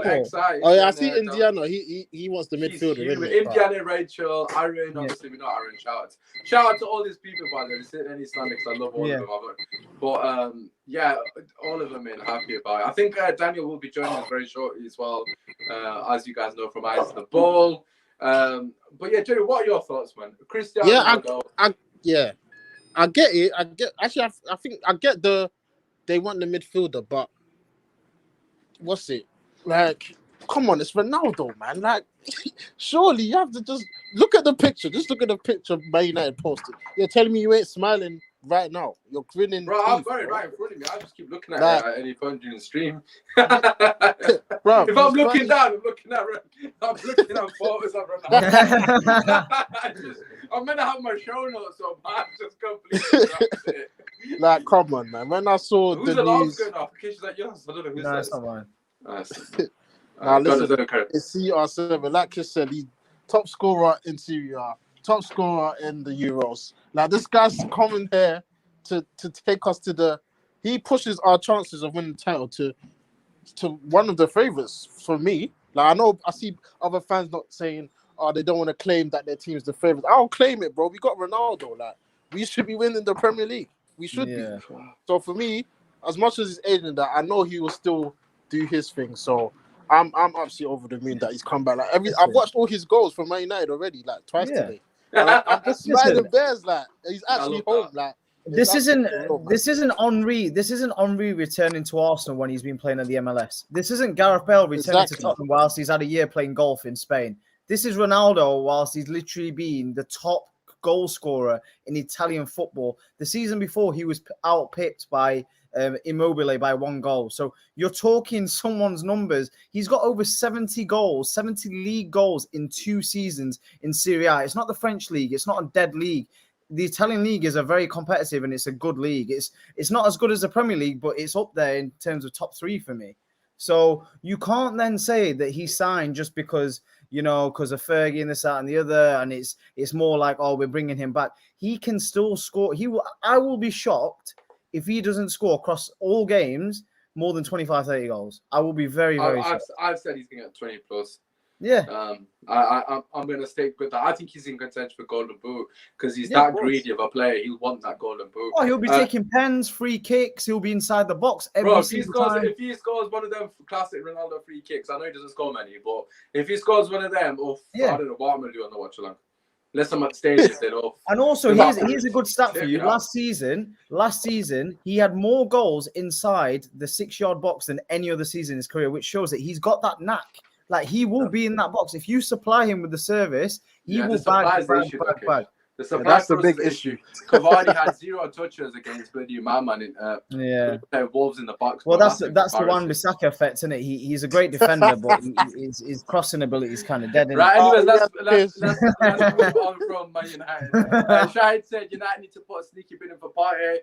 Arsenal, I mean, Partey's either at clubs or he's doing one of these ones. He's always injured, man. I mean, I've always been a fan of Partey's, but I'm not sure at the moment. Let's talk about Arsenal. First and foremost, before we go into some transfer news, if you are joining us, obviously keep getting your questions and get your comments in. We're going to be going through as much transfer news as we possibly can. To be quite frankly honest with you guys, there's not really much happening at the moment. It's kind of died down from what I can see on BBC, although BBC tend to be a bit slow because they like to be factual. But yeah, nothing at the moment. Once we get some news, we will obviously throw it to the guys. But as I was saying, let's talk about Maitland-Niles situation. First of all, but I just want to start on this because I've got a lot to say on this matter. Arteta is an absolute embarrassment of a human being and a manager. The way he's dealt with Maitland-Niles, I don't know if you guys have heard what's happened. Yeah. But Maitland-Niles has been made to train with the youngsters. So let's just put this into sort of perspective, right? We've got Granit Xhaka, right, ripping off his shirt, throwing his captain's armband, off onto the floor, giving the fans the V's. And Granit Xhaka plays 7 days later. So apparently that's acceptable.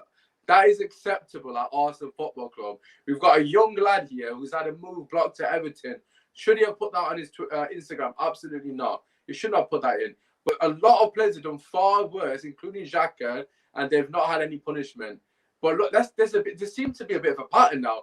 Saliba, what's the difference? He's a young lad being punished, being put on loan. Guendouzi, young lad, punished. And then obviously now we've got Maitland-Niles punished. Aubameyang's done stuff. Lacazette's done stuff. No punishment for either of them two players. And then obviously we have Xhaka as well. No punishment. So what's the current theme? Against the young players, he has one rule. And then against the older players who run the dressing room, he has a different rule. So for me, the way he's treating Maitland-Niles is embarrassing. If you don't want him to play, off the back of what he said, just let him go. Why are you punishing a young lad? He's like 22. Like, he's getting punished now for saying, let me play football, basically. He's not bad-mouthed the club. He's not bad-mouthed the manager. He just said he wants to go and play football, learn his trade. He's a young lad. He wants to be playing minutes. And on top of that, you've got Bellerin ahead of him. And, players like that, people aren't even good enough to be playing football for Arsenal. So there's absolutely no excuse for Arteta. The way he's dealt with the whole situation is amateurish. At the moment, the current situation is very bleak. But, yeah, that's just my take on the whole thing. Kish, I'll come to you firstly, as a biased fan. What are your thoughts on the Maitland-Niles situation at the moment? To be honest, you summarise it perfectly. Listen, I don't agree with the fact that he's at Arsenal on Instagram. I think that's quite immature, quite petty from his end. I think, especially he's born and bred Arsenal. He's come from the youth. I think you should have a bit more respect for the club, especially after Ozil, what he did, with the tweet where he said, trust the process. He was obviously taking the piss.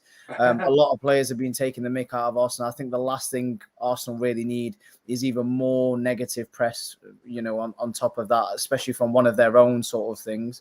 But the fact that he's done that, there's definitely something not right. I mean, you've just mentioned it. Saliba, Willock leaving as well. He's let go of, the Maitland-Niles, he's keeping him hostage. Reece Nelson has gone to Feyenoord now. There's just so much going on. And I said this to you a couple of weeks ago in the podcast that Arteta, for me, has not improved a single one of them players. None of them players. I can't think of anyone that's got better with him. They've all either stayed the same or regressed. You could argue that Aubameyang is declined massively. A lot of the players have declined. And if you're an Arsenal fan, it's worrying because you've just spent, I think, just under 150 million. And usually if your club spends 150 million pounds, you'd be like, wow, we must, right, we're back, we're on it. Now we're going to challenge for top four. This is the season. But you look at them players. I mean, I don't know if you watched the video clip of Tomiyasu, who they signed today.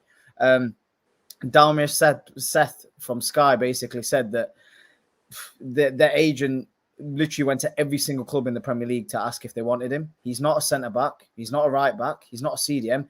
They actually don't know what he is. So the fact that these specialists, the fact that these specialists are saying But things said like they that. don't know what he is. Yeah, they don't. Yeah, literally, they said he's not good enough to be a centre back. He's not good enough to be a right back, and he's also not good enough to be a CDM. And they literally, Darman Seth basically asked the specialist, the agent or whoever it was, saying, "What does he actually do? Then what's his specialty?" And the guy said, "Do you know what? I actually don't know." But I tell you what, Arsenal will pay Bologna. Arsenal will pay Bologna 20 mil for it because 20 mil. Banter. 20 mil, man. Like the thing with Arsenal is right. I've said this on numerous occasions. You know, people say Man United spent money, and we have. But the issue with Man United in the past was we spent money in the wrong places. I mean, I'm sure Jerry would agree. We've spent money on Di Maria. Obviously, he didn't want to be at the club. You know, Schneiderlin, you know, Rojo, players like this that shouldn't be at Man United.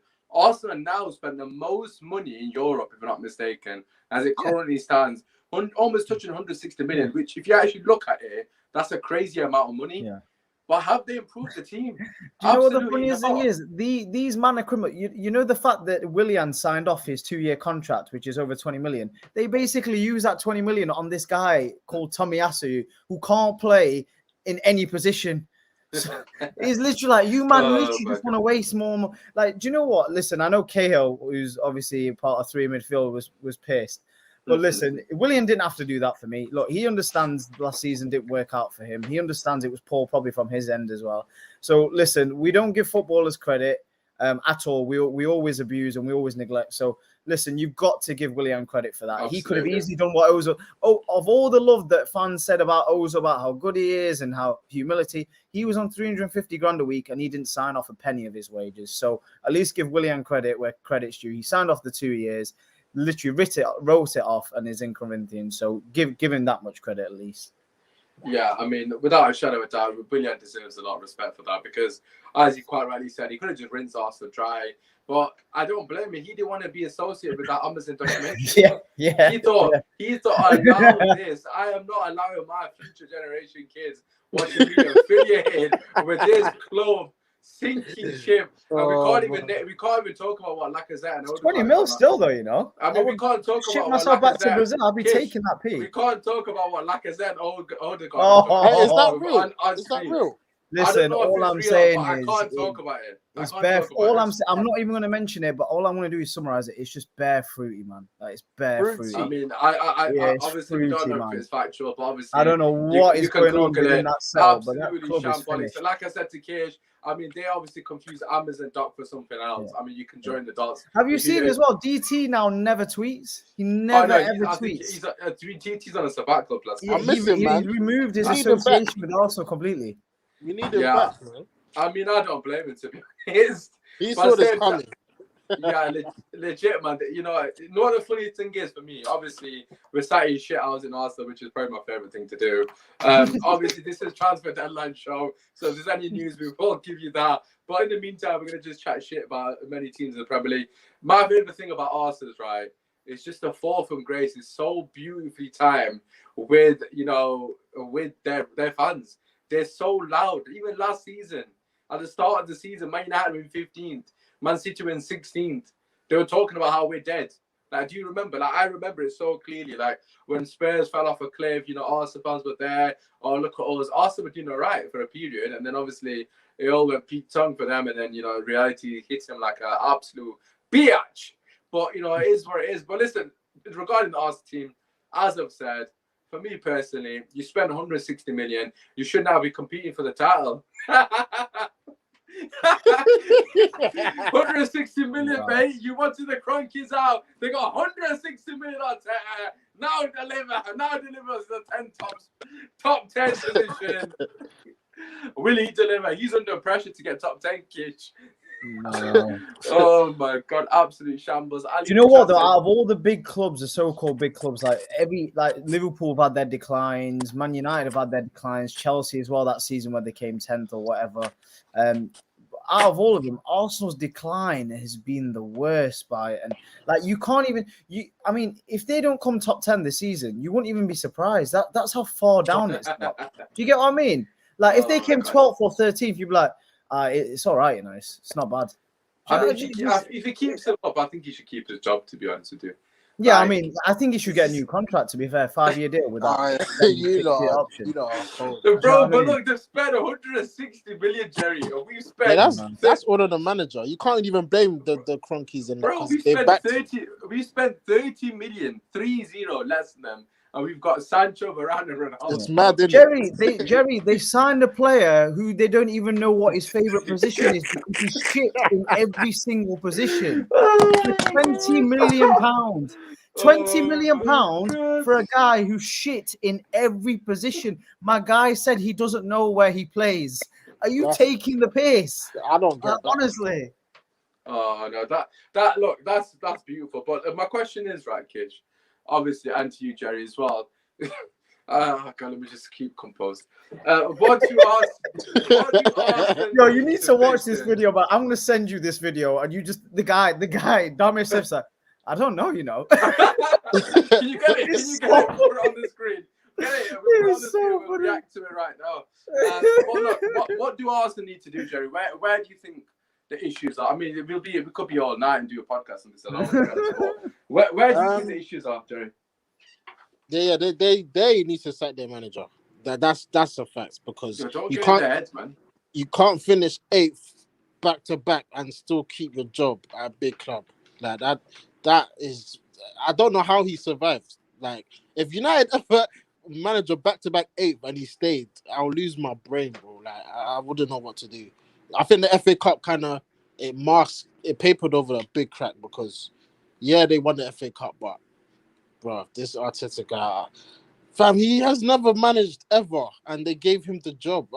And now they gave man the keys to the kingdom, you know. But I don't understand. And he's moving like he's who does he think he is? Like, with the Maitland Now stuff, like, bro, you just came into the club, like, you're not that guy, like, you don't have that respect yet. Like, you need to relax a bit. But for Arsenal, I honestly can't see any light at the end of the tunnel. You asked me a question, I couldn't tell you.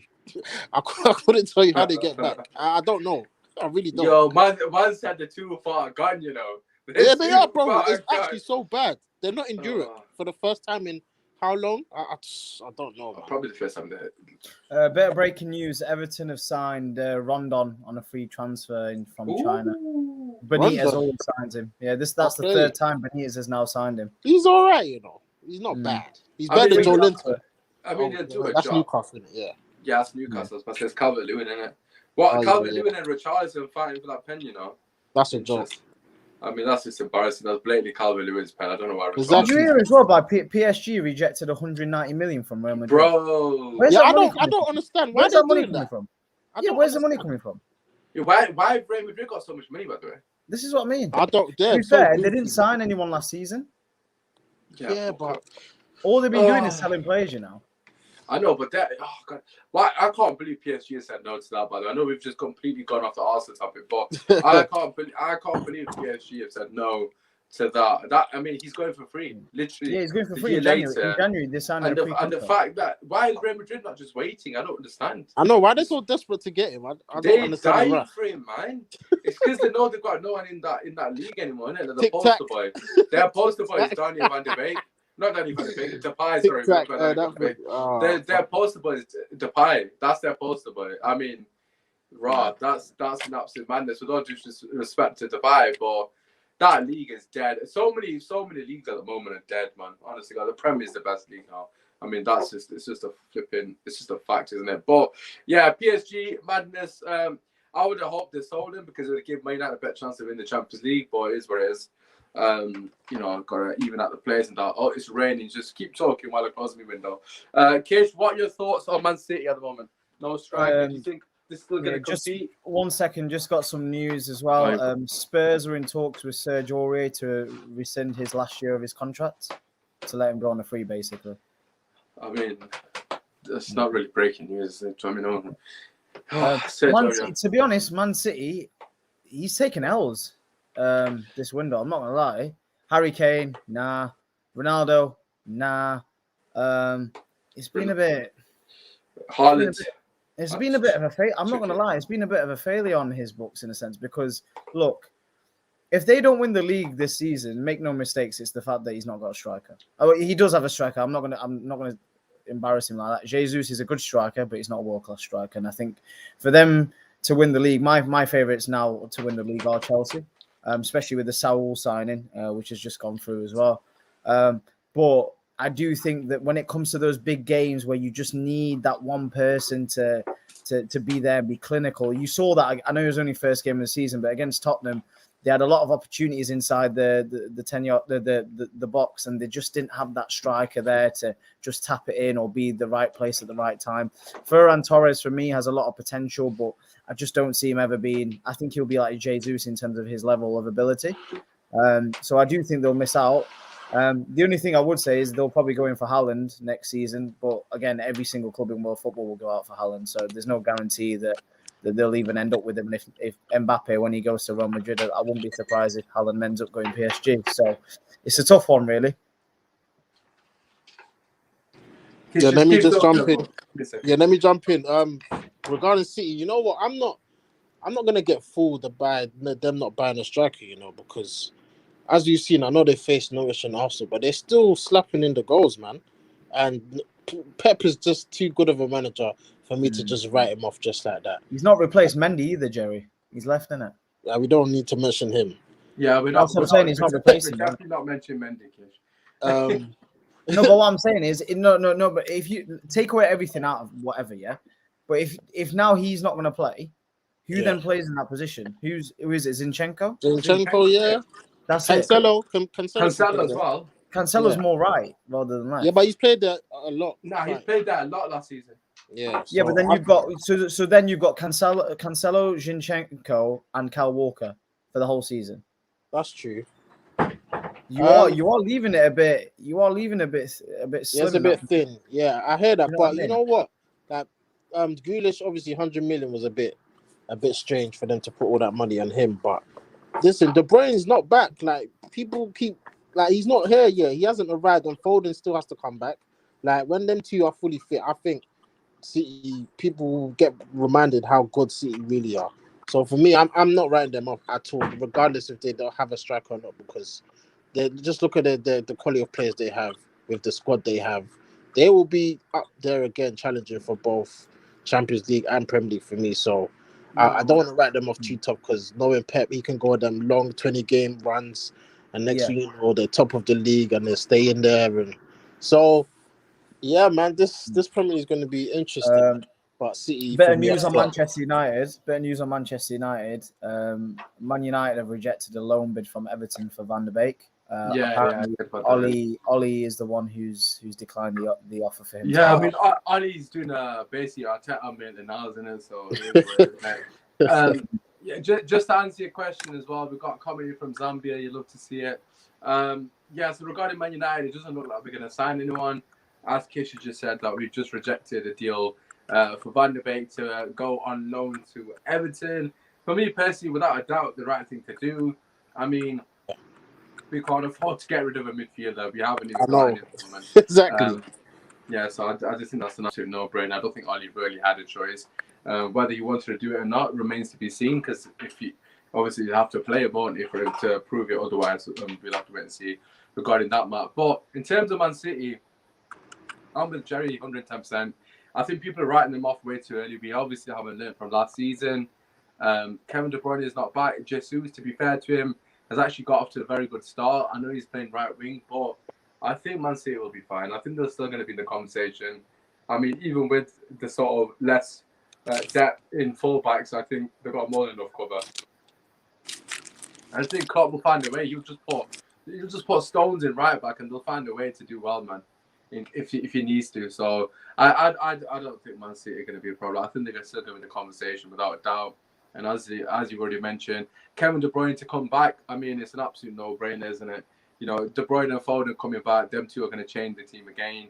You know, they're going to be linking up with Grealish. They'll see how they pan on. And he can always put Sterling up top as well. He's done well down moments. But let's move on to Chelsea, Kish. Obviously, the major news being Saul Niguez did sign today on loan, 5 million. You did mention it very briefly. But sorry, before you enter that segment, I got to shoot in it. But listen, thank you for letting me join. It's been, listen, we got Ronaldo, man. It's been a great window. I know we ain't got the DM, but if you like you said, I think you tweeted it. If any fan would have told us we've got Ronaldo, Varane, Sancho, Tom Heaton in a window, we would have said, "Wait, what? That doesn't even make any sense." But especially Tom Heaton, innit? He's the marquee signing. exactly. I keep forgetting we signed him, and that's disrespectful. Yeah. He's the reason De Gea is playing well now because he's worried about his true. position. Oh yeah, and also getting 30 million for Dan James, good money. Yeah, that as well. That was good bit of business, but it's been a good window, man. This window has been one of the best I've seen in this club. So, yeah, man, another window finished, and we'll see come January if United are top of the league and whatnot. But yeah, listen, Usman Kish, I got to shoot off, peace, man. No worries. Thank you for coming through, absolute legend as always. Make sure you show love to Jerry, obviously United team talk. If that is Daniel, just come on, no way. That couldn't be any better timing. It's almost like we planned it. Oh my God, Daniel's literally come as soon as Jerry's left. But it is what it is. Obviously, let's get the homie in. This time it couldn't be any better because we've just gone into Chelsea as well. But yeah, let's just get him in. The man with the famous red curtains. Daniel is in the building, bro. Bro, that timing is actually elite. Honestly, what's happening now? We're literally going into Chelsea segment now. We'll be talking about how and we're literally just going into Chelsea for the first time right now. This guy's come through. But yeah, listen, Saul Niguez, obviously let him get his drink down. Kish, Saul Niguez signs, big signing for me personally. I mean, it's surprising that he's not gone to Liverpool, which we will discuss shortly as well. I mean, it would have made perfect sense for them to get him. But Chelsea, shown ambition once again, got the man over the line. Fantastic signing for me, straight up, really good player. I think he offers Chelsea something that they haven't got. Obviously, left footed first and foremost. And he's a utility player as well to an extent.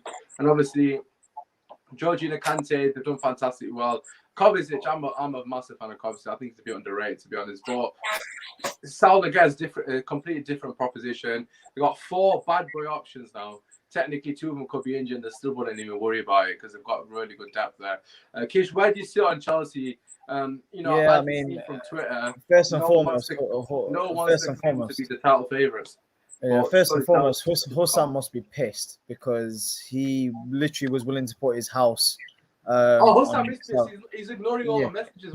I remember a couple of weeks ago when he was on the podcast, he basically said that he had some sly sources saying Saul's already done, it's all sorted. And to be honest, Saul is someone that Liverpool, out of the big 4 at the moment, Liverpool needed him more than anyone, to be honest, more than any club in that top end. Chelsea have just strengthened their midfield there. Listen, I'm sure Daniel will probably elaborate on this further. I did say that you are stocked already in midfield, but Daniel mentioned earlier saying that there's 3 really now. And with him, he only ups that tempo. So it'd be good to get his kind of thought process in that. For me, it's a 9 out of 10 window, this with Chelsea. I think the only icing on the cake would have been Koundé because Thiago Silva's 36, 37. Aspilicueta's on the wrong side of 30 as well. Christensen's very injury prone. Sol Zuma, Rudiger's 30 plus now as well. So it would have been good to have him because he's a young centre back with international experience and he's played for Sevilla in the Champions League and Europa League experience in terms of Europa League experience as well. So he would have turned it into a 10 out of 10. But like we said earlier on Twitter, with you guys not getting a CDM, you can't get everything. You've got to still make do, and I still think Chelsea, for me, like I said, it'll be very, very tight. But my opinion on Chelsea has now changed after the transfer window. I genuinely do see them winning the league. It'll be very, very close, and I do think that they'll be pushed hard by Man City. But for me personally, I think that with the signings that they've made, I can't see past Chelsea winning the league now. Daniel, what do you make to that? No, I hear it, man. Look, I hear it. I think everyone's a bit nervous to stick their neck out and say that their team's going to win the league. Back in the day, it used to be my team was going to win the league because of this, and this. Now it's about my team isn't going to win the league because of this, and this. So it's just always interesting to see how everything's changed. I think everyone's just afraid of being clipped up, to be honest. That's exactly what it is. But I honestly do think having us as favourites, there's every right to believe that. I think we can be considered favourites. Just based off the fact that I think we've got a manager who is showing that he's capable of making big decisions, big calls, setting us up in a way where teams struggle to beat us. It was actually crazy for me to think that we were at Anfield and didn't even look like losing at any moment in the game. Yeah, there was that period where we kind of lost our heads a bit after the penalty decision, but everything was calmed down in the second half, and we actually had 2 chances where I think we could have won that game. So that's just an idea of how good we can be under this manager. This is the same manager who won the Champions League for us. And to get Saul was definitely a great option and a needed option. I mean, Kante went off injured in that game, and obviously Kante has the potential to miss certain games. Kovacic, when it comes to inconsistencies, that might be an issue. There's another midfielder there. But people are forgetting that Saul's not only been bought for his ability in midfield. What's that? Hudson Edward. You can't see it, Kish. You have to read it out. Crystal Palace have signed Hudson Edward from Celtic on a 4-year deal with an option to a 5th. £15 million.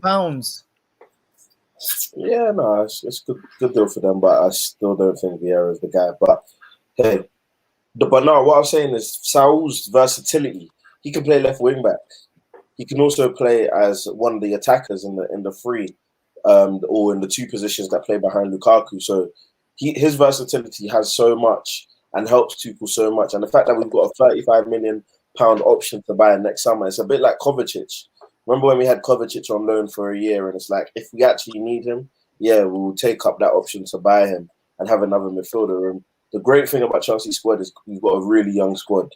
Like, they're all working together. And even the guys that are the senior ones, the more experienced ones, I think they're actually at the right age. I mean, Rudiger, you said 30. Rudiger's actually 28.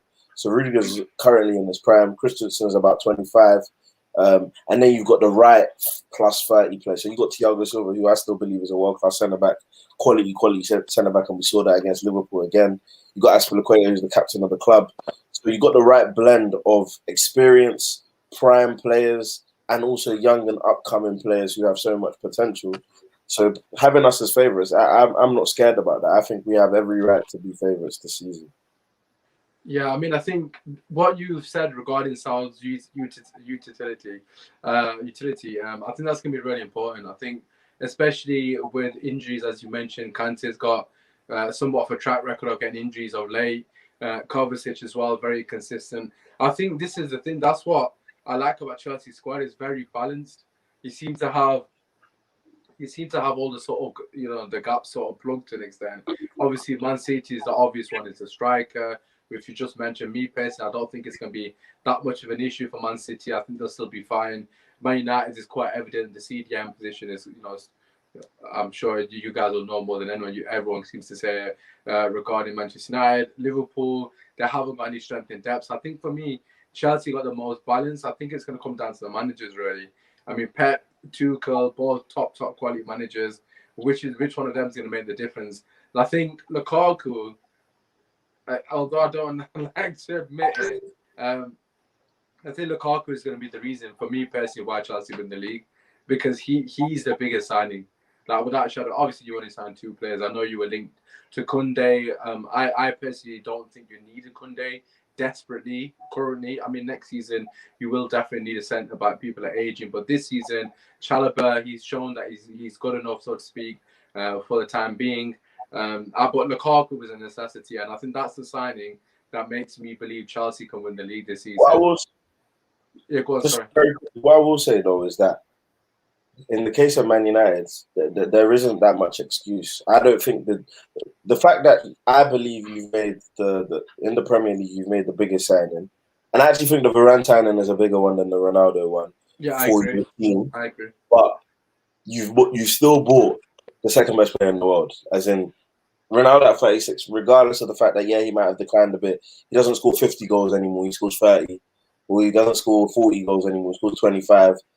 It doesn't matter for me. I think you've bought a player who, once he steps foot in Carrington, every single player elevates their game. Every single player wants to play with Ronaldo. Every single player wants to prove, not why they should be in the team to Oli, why they should be the team to Ronaldo. Because if you prove to Ronaldo you should be in the team, Ronaldo will tell Oli, I want this guy in the team. Same goes for Donny van der Beek. If Donny van der Beek can show in training, show Ronaldo why he should be in the team, I'm telling you, Ronaldo can get this brother into the team. That's how much power Ronaldo has as one of the top 2 players on planet Earth. that's how big of a signing this is. This is a big deal. Like let's not get it twisted. I know it's kind of been subdued now. The height of it has kind of come down now till he makes his debut, which will bring it back up. But bro, Ronaldo is a big signing. The Man United need to be in the title race, in the Champions League, getting to the latter stages. Like there should be 3 teams in the semi-finals of the Champions League, in my opinion. And I believe Man United should be one of them. They have no excuses. They've got the easiest group out of all the English teams as well. Yeah. So I expect them to get far in the competition, barring they get, of course, PSG or something like that. But I think they can beat Real Madrid. I think they can beat Barcelona. I think they can beat Atletico. I think they can beat every team outside of England. Because, you know, in the Champions League, English ties are always difficult to predict who will win and whatnot. But Man United are maybe I would say maybe a manager away from competing on all fronts. But we can't make excuses for that team. They've got Shaw, who many people tell me is the best left back in the league. Varane and Maguire, 2 of the best centre backs in the league. Wan-Bissaka, who people tell me is the best defensive right back in the league. You've still got Pogba, who on his day is one of the best players in the world. In fact, there are people Usman, you say it as well. You say if Pogba was fit and firing every single week in, week out, you think he'll be better than KDB. You got Bruno, who gets all the numbers you want. You got Sancho, stats-wise, the most creative winner in the world. You got Rashford. You got Greenwood, who I believe is the star boy of all star boys. I'm Greenwood over Foden. So you got Cavani as your substitute striker. Like, you've got a lot of options. So I think the DM thing for me would have been a luxury. Of course, you want it and you need it. Yeah, you do going forward. But you've got everything you need, man, to compete, in my opinion. I mean, Daniel, you know what? I've just written down, clip that up, man, because that's exactly what I've been saying, and I've been getting absolute pelters on, you know, Man United flipping football Twitter. Because for me personally, right, I just think it's a cop-out. You know, you just named all those players. If you actually think about the players you name, man, we've got so much talent in that team. A proper coach comes in. I genuinely believe in my heart of hearts, if we had Klopp, if we had Pep, or we had Tuchel as our manager, we'd win the league. That's how good that squad is for me personally. I know people will call me deluded, or it's not as easy as that. I mean, Gary Neville can sit and try and defend Ole Gunnar Solskjaer as much as he wants.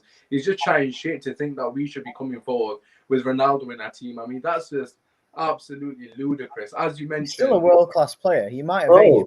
He's still a world-class player.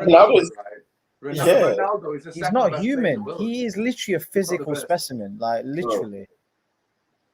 I mean, it's an absolute joke. I mean, for me personally, right, people are just protecting Oli. The only reason we don't win the league, or we don't put, obviously this is for Daniel, or we don't fully compete for the league, is because of the manager. There's no other reason for it. Because you can't tell me that team's not good enough. People keep saying, oh, well, Fred's not good enough. We had Ty on earlier and Joe on earlier. As well, they're both saying the midfield's not good enough. You know, Usman. And I said, what my answer to that was, I understand that. However, good managers find a way. I mean, Fergie had worse teams than this. That was my point this morning in Twitter. That was my point, that if a good manager finds a way out of those issues, you can't have everything. Let's even deep it. Like, let's go through every single top team that we believe could potentially challenge for the league. Every team has got an imperfect situation. That's where coaching comes into it, bro. I would say Chelsea starting 11 isn't the most glamorous, especially when you say the back line, like Mendy, Aspilicueta, Christensen, Rudiger. These aren't the most glamorous names in the world, like compared to Luke Shaw, Wan-Bissaka, Varane and Maguire. Varane, come on, man, that's outrageous. Do you know what I mean? And then you got Man City, who have got Laporte, they've got Diaz, they've got Kyle Walker, and they've got Cancelo with Ederson. You got Liverpool, got Van Dijk, they could play Matip, Robertson, Trent, and Alisson. Like, but then Liverpool's issues probably maybe they don't have the strongest of midfields anymore. Man City's issues, or striker. Man City's issues probably they don't have the strongest of left backs in the world. Man United's issues, they don't have the strongest midfield, and Chelsea maybe issue is they don't have the best defense in the world. However, coaching, that's what it comes down to, coaching. Bro, it's the same thing we talk about with Man City, Arsenal, for example. Like, fair enough, cool, you're facing Man City, going to the Etihad, it's difficult already with 11 men, but you go down to 10 men. I still don't think, I don't think Arsenal are that bad that they should be losing 5-0. with 10 men, in my opinion, personally. I think no, it was down to tactics. There was no pressing. Exactly. If you watch the whole game, not a single one of them Arsenal players, apart from Tierney, actually there was no press. It was literally Man City had the ball, they jogged and they thought, should we press? Nah, we'll just watch them. We'll just watch the ball go past us, and that literally sets the tone. So yes, I completely agree. And there's something in Oli. I'm telling you, there's something in Oli. In my opinion, he didn't deserve points against Southampton or Wolves, but he didn't. Bro, that Wolves game. Bro, I said no, that Wolves game on the watching line. I was saying on the watching line, when we score, I'm not gonna celebrate because I felt dirty, bro. I had to go and have a shower after that watch along because I felt so dirty. Man, we robbed them in broad daylight. We should have been down 3-0 comfortable. Should have been down 3-0 at half time. Oh, easy. Without I don't know how he does it, man. I don't know how he does it. I don't know how Ollie's just... Bro, he does it all. Remember that? I don't know if you guys remember us against Brighton when we scored, obviously, after the game finished. We got absolutely bantered that game. And we somehow win. Like, Ollie's got a knack of winning when we play shit. And that's obviously a skill because he does it so consistently. But, look, the Southampton game as well, we didn't play well there. I mean, that's my concern. I mean, the lads that are Ollie in, they say give it a couple of months, Osman, see where we're at in a couple of months. If this is consistently... the theme, obviously, then, we got to start the alarm bells ringing, so to speak. I mean, I've already seen enough to know that nothing's going to change. The fact that he plays Dan James, Kish, you need to read shit out. I can't see. So Hussam has just said, this is so fucking frustrating, mind my language. 5 million, 5 effing million, 5 in capitals, with Fabrizio Romano's tweet of Saul going Chelsea quoted. He's fuming. He's fuming. He's going on. He's going on a rant. Let's talk about Liverpool. Obviously, I've spoken about Man United for ages on this show, obviously, already. So let's talk about Liverpool, as you mentioned it. Like, the whole Liverpool situation is beautiful for me personally as a Man United fan. I mean, the fall from grace. These mans won the league literally 2 years ago, 1 year ago, 2 years ago, ever. And now they don't even look like they're going to be close to it because they're quite frankly, FSG for me personally. I mean, there might be other factors behind. Klopp might not want some of these players. I mean, we don't know what goes through managers' heads. Sometimes managers be like, they're not the right fit for me. Like, they're very stubborn. They want the perfect player, etc., etc. But the way Liverpool have done their business, bro, it's been shocking. Konate, good signing. Don't get me wrong, good player. I'm a fan of his, etc. But he isn't even the issue. I know they needed a centre back because of all the injuries, but they needed a midfielder desperately. And Firmino up top, mate, it's going to be a long season for that Kish. Where do you sit on the Liverpool situation? Yeah, listen, Liverpool's first 11 is probably as good as any in the league. You could probably just argue that, the striker's missing. But Firmino, a couple of seasons ago, everyone said was one of the top 5 strikers in world football. People were saying that's stupid, but that's what people said. So look, if you base their first 11, it's there. It's there with any team. The issue is the squad. Shaqiri as well. People forget about that. Shaqiri's gone for 12 million to Lyon. They've not replaced him. Harvey Elliott, they're playing in centre midfield, and even he played in Blackburn last season. I'm not saying he might not be a great player because so far he's looked good, but it's an issue, man. If you look to that game against Chelsea, it was 10 men. And on the bench, when you look at your bench, you think, right, I'm playing against 10 men. We're at home. We're at Anfield. The fans are buzzing now. We got 45 minutes to unlock that defense. Who can I bring off from the bench who can make a major impact? And the answer was no one. There isn't anyone on that bench that you could say, right, if I take off Mane, because Mane was having an atrocious game, by the way, who do I replace Mane with? Minamino. This is what I mean. That is the issue, and the squad depth for Liverpool for me is just not there. And yes, if you are, and people say that the excuse was about FSG that to improve the squad you'll have to pay big money like 100 mil plus or that sort of money. But we've just seen Saul go on a loan for 5 million with an option to buy for 40 million euros. So the total fee will be 40 million if Chelsea decide that they want to take up the option and purchase Saul. So you can't then tell me the excuse that, oh no, so you're telling me that Liverpool don't even have the £5 million loan fee for a guy who will most definitely improve their midfield. For me, it's been a massive failure for them this transfer window, and I do worry for Liverpool, if I'm honest. I mean, I personally don't worry for them, obviously. But Daniel, I'll pass it to you. Obviously, Liverpool played you guys last. As Kish said, against 10 men. I mean, they didn't really lay. I mean, did they lay a glove on you second half? I was somewhat worried because obviously you're playing against 11 v 10. But they didn't really have anyone to come on and really impact the game, which, of course, against some of the lesser teams that frustrate you, that is going to be a growing concern. If your first 11 isn't doing it, which we know is definitely going to happen for most of the teams, you need to have those match changes on the bench really to make a difference. Liverpool's biggest issue is planning. They don't have a clear plan in place at times, to me, in my opinion. I think with the players that they've bought, I don't think recently anyway, since the Alisson, Fabinho window, they haven't done their research on who they're buying, the player profile, the injury history of the players that they're bringing in, and the quality as well. For me, Liverpool, the biggest issue with Liverpool is that Liverpool will be fine up until about December. When the games really hit the ceiling, and then January when Salah and Mane go, that's where bro, 1 month is enough to take you out of the title race. And that's what's probably going to happen to Liverpool. I still think Liverpool have one of the best starting 11s in the league. However, the problem is when you won't have Salah and Mane, you won't have that influx of goals in those months, especially considering Mane hasn't really been at his best. But the problem is you don't even have someone who can compete with Mane, someone who can challenge Mane and tell him, look, you're not playing well, so I'm going to play this guy who's playing well. They had that in Jota, who was a good signing. That's why Firmino struggles to start now, because Jota is just currently banging in the goals, but they don't have that replacement in Mane. You've got a guy in Harvey Elliott who you've asked to be the Wijnaldum, the Mane and Salah replacement. He's too young for that. You're going to be playing him left wing, going to be playing centre mid. Naby Keita is still not trusted enough. I'm not sure if Thiago, I can't remember if Thiago is about, but yeah, he is. He came on against you lot. Do you not remember? Or Henderson. Yeah. And Thiago's still not trusted to play in the Klopp way. So there's a number of issues within the Liverpool team. And I think the problem is planning. Look, you can see Klopp is frustrated.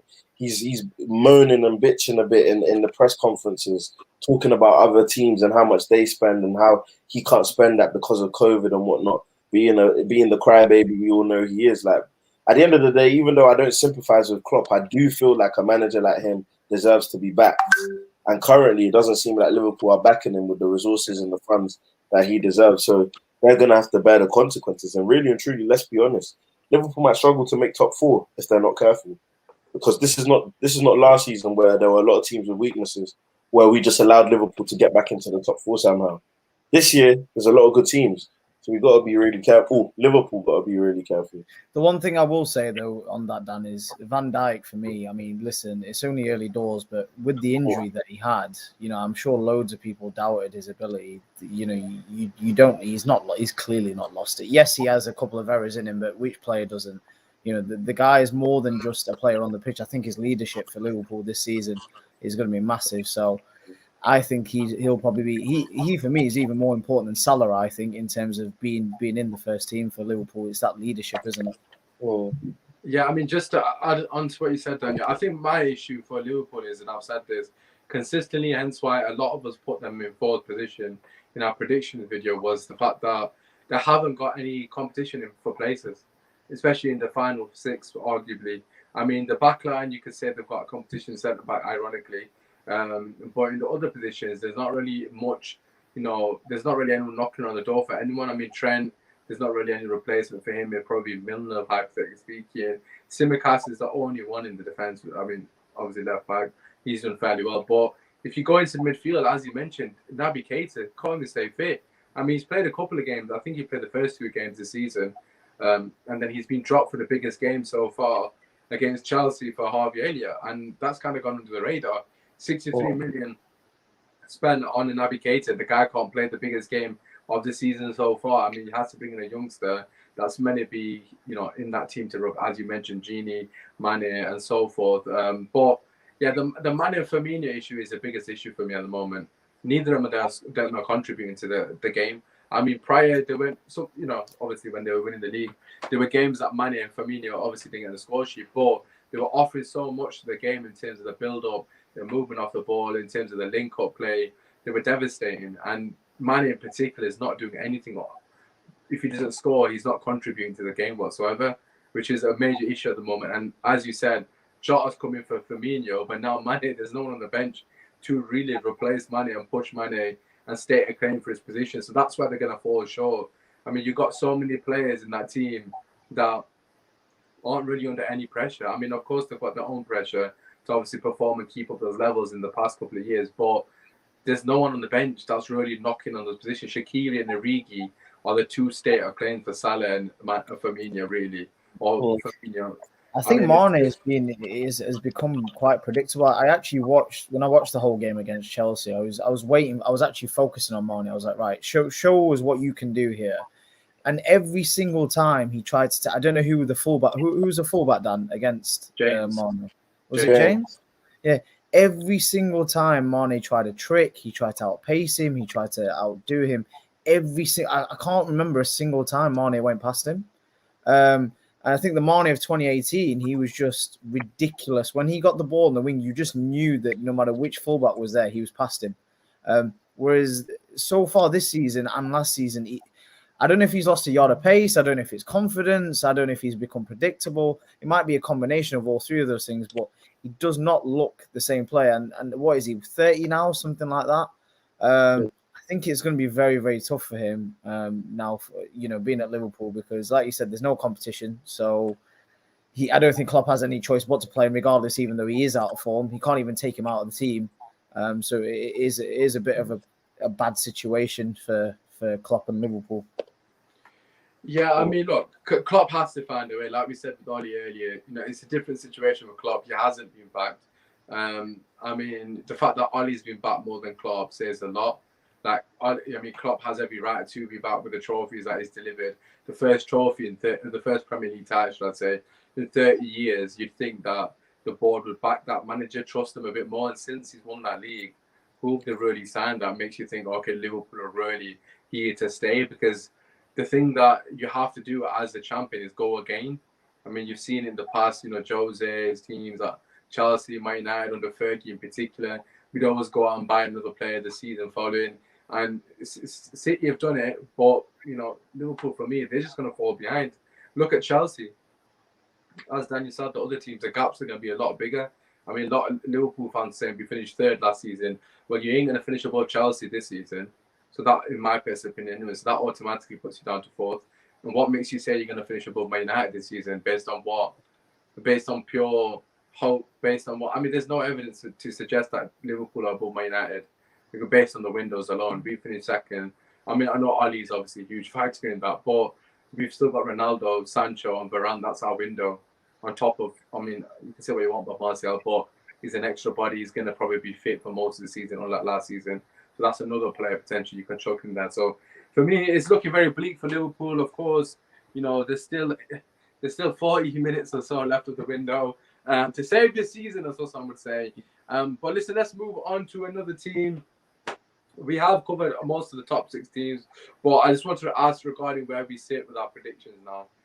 Obviously, I'm not expecting them to change off the bat. If you are joining us, we will continue to go for as long as we can when we actually feel like the show has any purpose. Because at the moment, I don't know what Kish thinks, but I can't see anything coming through in terms of the news. But it doesn't seem like there's going to be anything. But it's weird because I remember quite a few years ago as a Spurs fan when there was 5 minutes left in the deadline day deal, and Van der Vaart just came up on Sky Sports saying we've signed Van der Vaart within 5 minutes. I could not believe that. So yeah, you never know. There could still be a deal or two to be made. More on the Edouard deal, by the way. It's 14.5 mil plus 4 million add-ons, and his wages is 70k a week, which isn't too bad, to be honest. Whose is that? Sorry, I missed that. Edouard, 70k a week. Yeah. I've just seen apparently PSG have got a buyback clause as well. Oh, shock. I've just seen BBC report about Aurier. Obviously, we did mention that earlier. Aurier able to leave on a free. Sky Sports News are reporting that Tottenham Sergio Aurier in talks to cancel the fullback's contract by mutual consent. That Ivorian fell further down the pecking order. behind Emerson Royal. Obviously, Nuno Espirito Santos has used Tanganga, and Matt Doherty is also above him. I mean, the Oreo thing, Kish, just quickly, we kind of already touched on it earlier. I mean, this is absolutely no-brainers. The guy's been a liability since he's come. I mean, look, out of every single season, last season was probably his best, and even that was, unsatisfactory. I think under Mourinho, he limited the amount of mistakes that he does make. But look, we bought him 4 years ago from PSG for about 23 million, 25 mil. I did have high hopes for him when we signed him. He was like 24, 25, and at PSG, he did look like he had a lot of ability and a lot of potential. But, it's just one that's not worked for us, and we move on. And look, he has a year left on his contract. So if we can get rid of him, because we've got 4 right backs as it is, get rid of him and take it from there. So, and it frees up wages as well, because he's on good money from what I'm aware of. So it frees up even more space, and looks like we've got rid of even more deadwood at Tottenham this summer. Yeah, I mean, flipping us. There's a lot of exits from Tottenham, not enough people coming in your personal opinion. Of course, Daniel and Kojo weren't here when we were discussing Spurs earlier, so I suppose it's quite fitting to ask you guys. I mean, you don't know what Kish said, so Kish should stay quiet. I just want to hear what they say, because me and you completely disagreed on this matter. Daniel, we come to you first and foremost. Do you feel that there's any pressure on Spurs this season to perform or do anything really in terms of competing for top 4, winning trophies, etc., that kind of thing? Do I think there's pressure? No. I don't think Spurs have pressure per se. I think Spurs have done business which suggests that they want to put themselves in a position in the future to compete. Like, I've been telling people who don't know about Hill that he's going to be very, very good. And the sooner you get him into the starting lineup, the better. I think the Emerson deal can go either way, because he's someone who had a lot of potential. That's the reason why Barcelona bought him in the first place, but then he didn't really get used. And I think he's better than Aurier, in my opinion, as well. But yeah, so they're putting themselves in a position potentially to compete in the future. However, for this season, I wouldn't say there's pressure for Spurs. Like, if Spurs were to finish 7th with Nuno, it's no one can call that a disappointing season. You get into Europe again, and you work towards trying to get to the top 4 sooner rather than later. But I wouldn't say there's pressure this year. Nah, I don't. Right, Kish, you know what? We will come to you before we come to Kojo, because I can see Kojo kind of nodding in agreement. You've heard what I've said, and I mean, Daniel's kind of said the same thing as me. Kish is kind of, I mean, I'll let you speak, but obviously you were saying that there's a lot of pressure. Yeah, I mean, I was just saying earlier on the show, look, so far we've signed Galini, 24, goalkeeper, Romero, 23, centre-back, Gil, 21, Sarr, 18, who's gone back to loan lens for the season, will come back to us next season, Emerson, who's 22 as well. We've sold Foyth, Alderweireld, Sissoko, Hart, Lamella, and released Gazaniga, Rose, and Aurier. So we've got rid of a lot of deadwood and a lot of aging players that we had within the squad, and signed youngsters. For me personally, I think, yes, these players could be fantastic for us in 2-3 seasons' time. But I just don't think we've had the mix. I was saying to Fuad today on Twitter, actually, Edouard's gone for 15 million. Anderson went to Palace for 20 million. The Owal was 25 million. Kessie has got a year left on his deal at AC Milan. Probably would have been about 20 odd million as well. There's a lot of players there, in my opinion, that we've just missed out on. I said to you earlier, Osman, we've actually made a £3 million profit this season, this transfer window. So it's a difficult one, because we've replaced Alderweireld with Romero, who came injured and has got no experience in the Premier League. So we're basically the same squad as last season, apart from Vinicius has not been replaced and Gareth Bale's not being replaced. So we've got Bergwijn, who's got 1 goal in about 60 games. Lucas Moura, who turns up 1 in 5 games or something like that. And then we've got Harry Kane and Son, which was the solution last season and the seasons before that.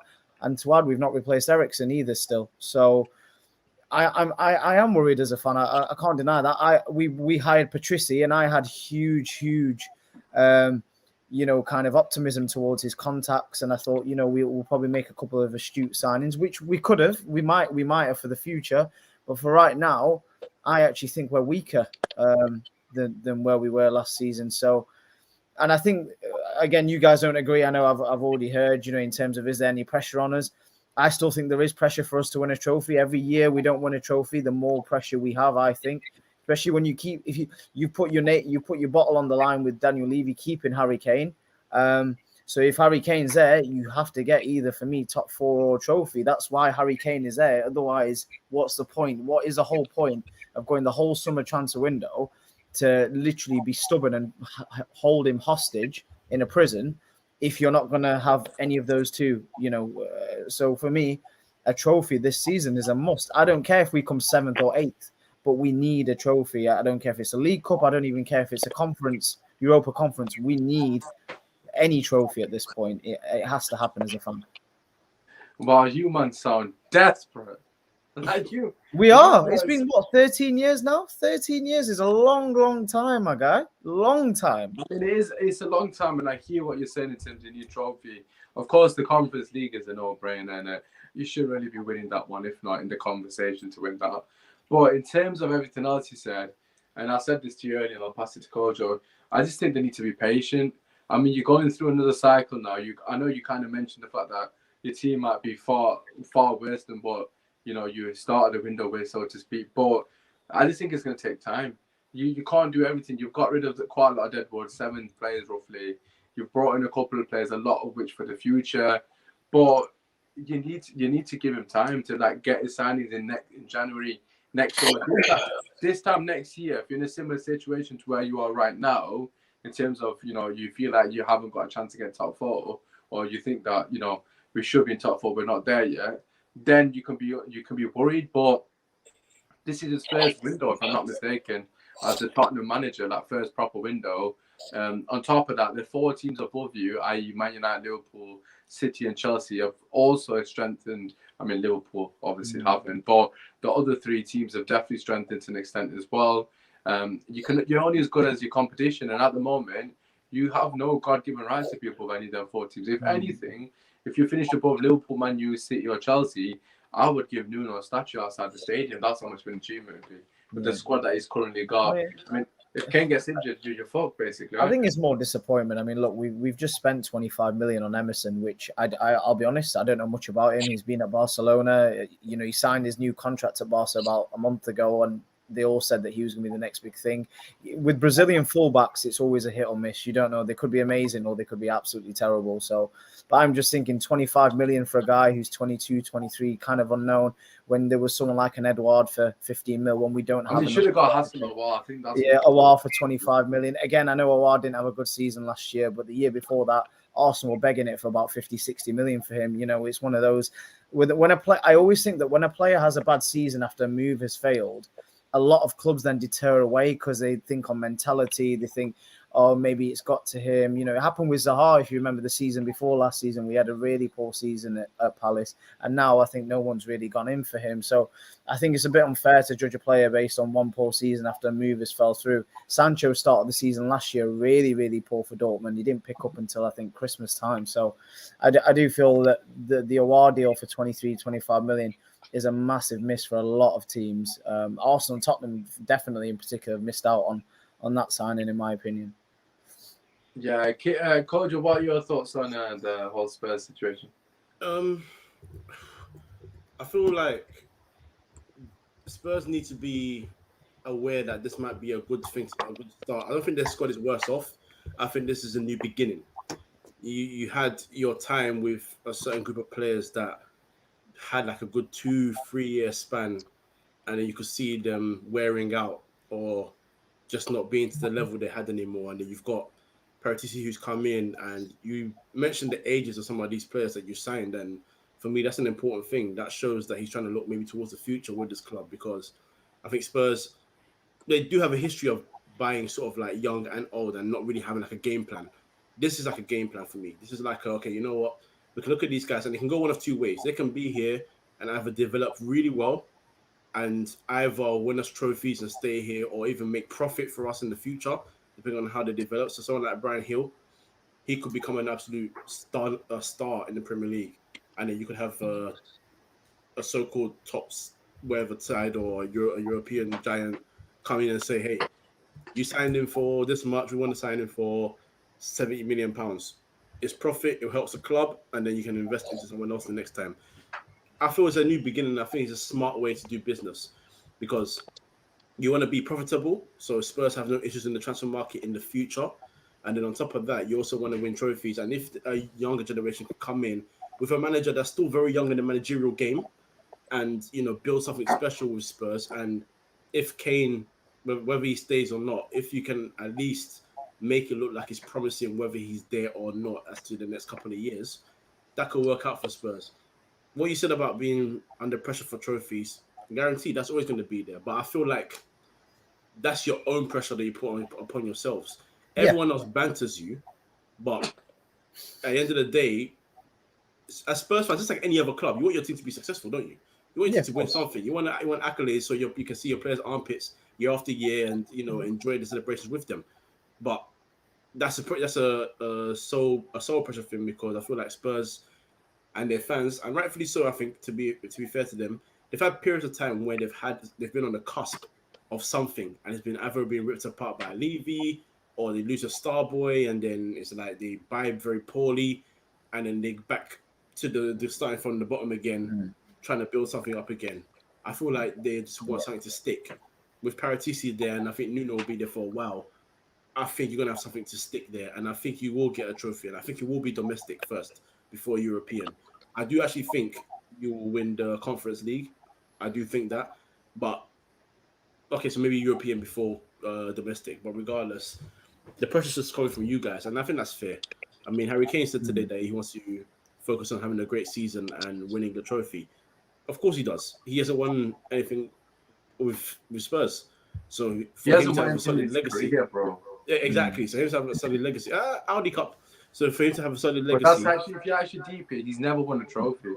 No, I still think, look, just to kind of jump in on that, I think the Kane saga is so sad, I'll be honest. I think, look, Kane desperately wanted to leave, and it's very, very crystal clear that City didn't really want him as much as what Kane wanted it to happen. I think Alistair Gold, who's a very, very good source for Spurs, said that the only actual offer that City made was 50 million plus Sterling, Laporte, and all these players. Bear in mind that they didn't even agree to go to. That would be a great business for you, though. Or 75 million plus 25 in add-ons. So, the 127 million that was rumored was never made.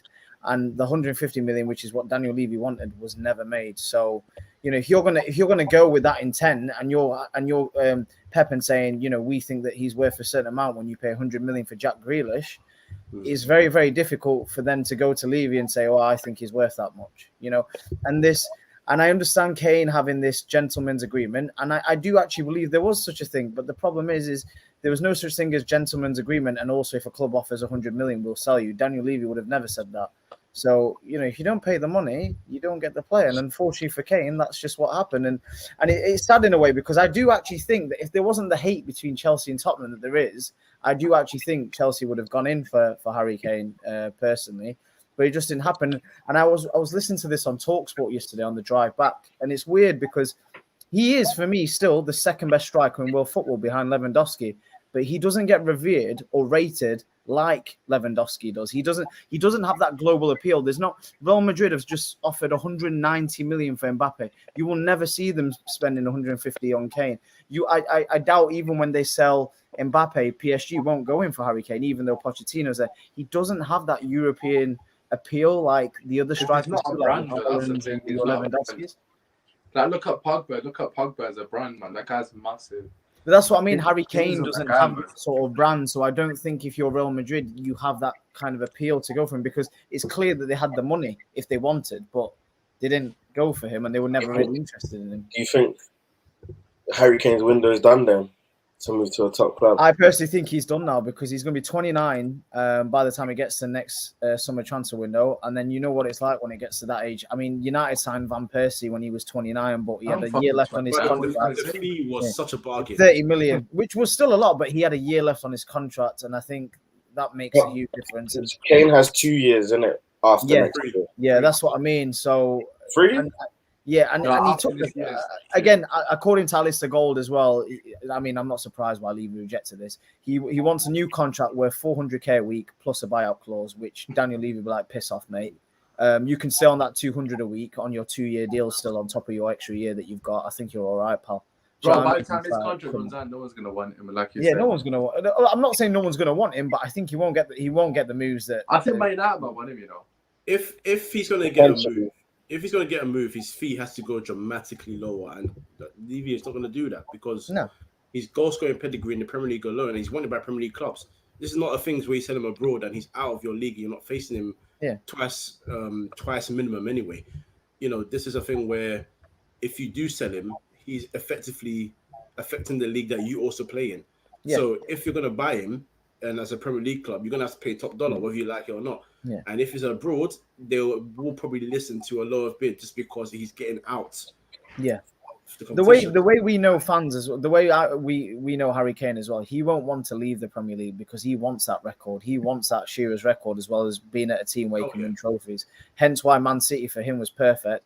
But again, just to reiterate on that, it was very, very clear that Man City did not want Kane as much as Kane wanted City. It was a fact because everyone knows what Daniel Levy wanted. I'm sure Man City knew what they wanted, but it was nowhere near the offer that he wanted. So it's crystal clear that they didn't want him as badly as everyone, all the media that's made out. At the end of the day, like Kane's obviously desperate to get out. Like we've already mentioned, how can a player of his caliber just retire with nothing to show for it? I mean, that's just pointless. Like someone with that much ability, okay, you'll have potentially individual accolades, but apart from that, man, you got nothing to show for it.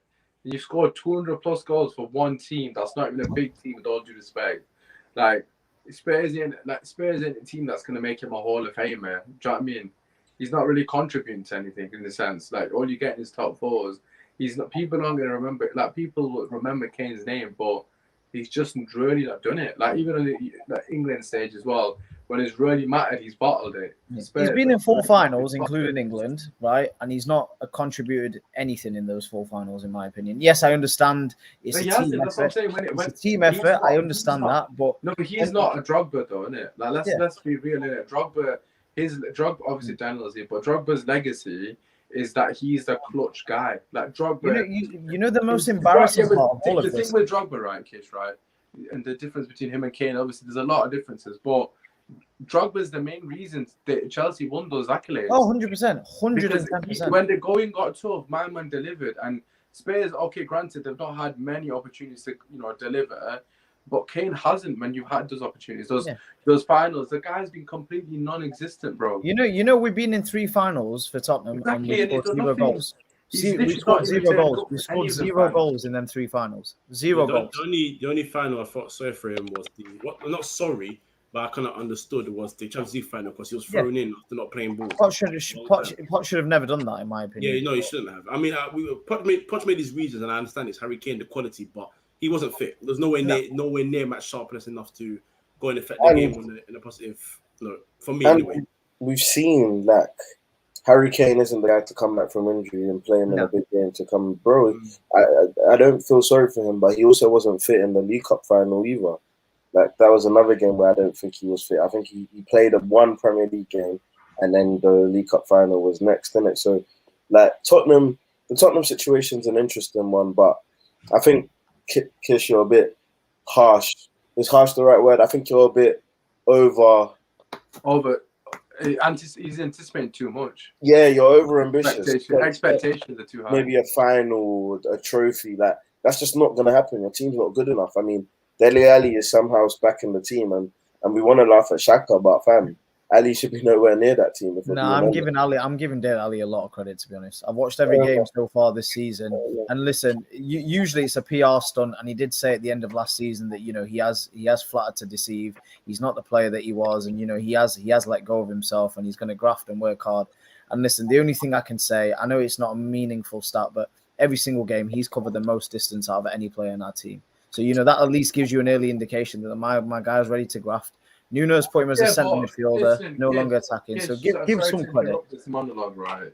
But I'm just gonna keep it 100 with you. It's 3 games in. This time last season, or 10 games in last season, there was graphics on Sky Sports. You can go back and check them. That the title race is between Liverpool and Spurs. So let's just relax ourselves. 3 games, yeah, as a professional footballer, you're praising him for running a lot. I mean, that's what you should be fucking doing. No, it's not just He's a that. young lad.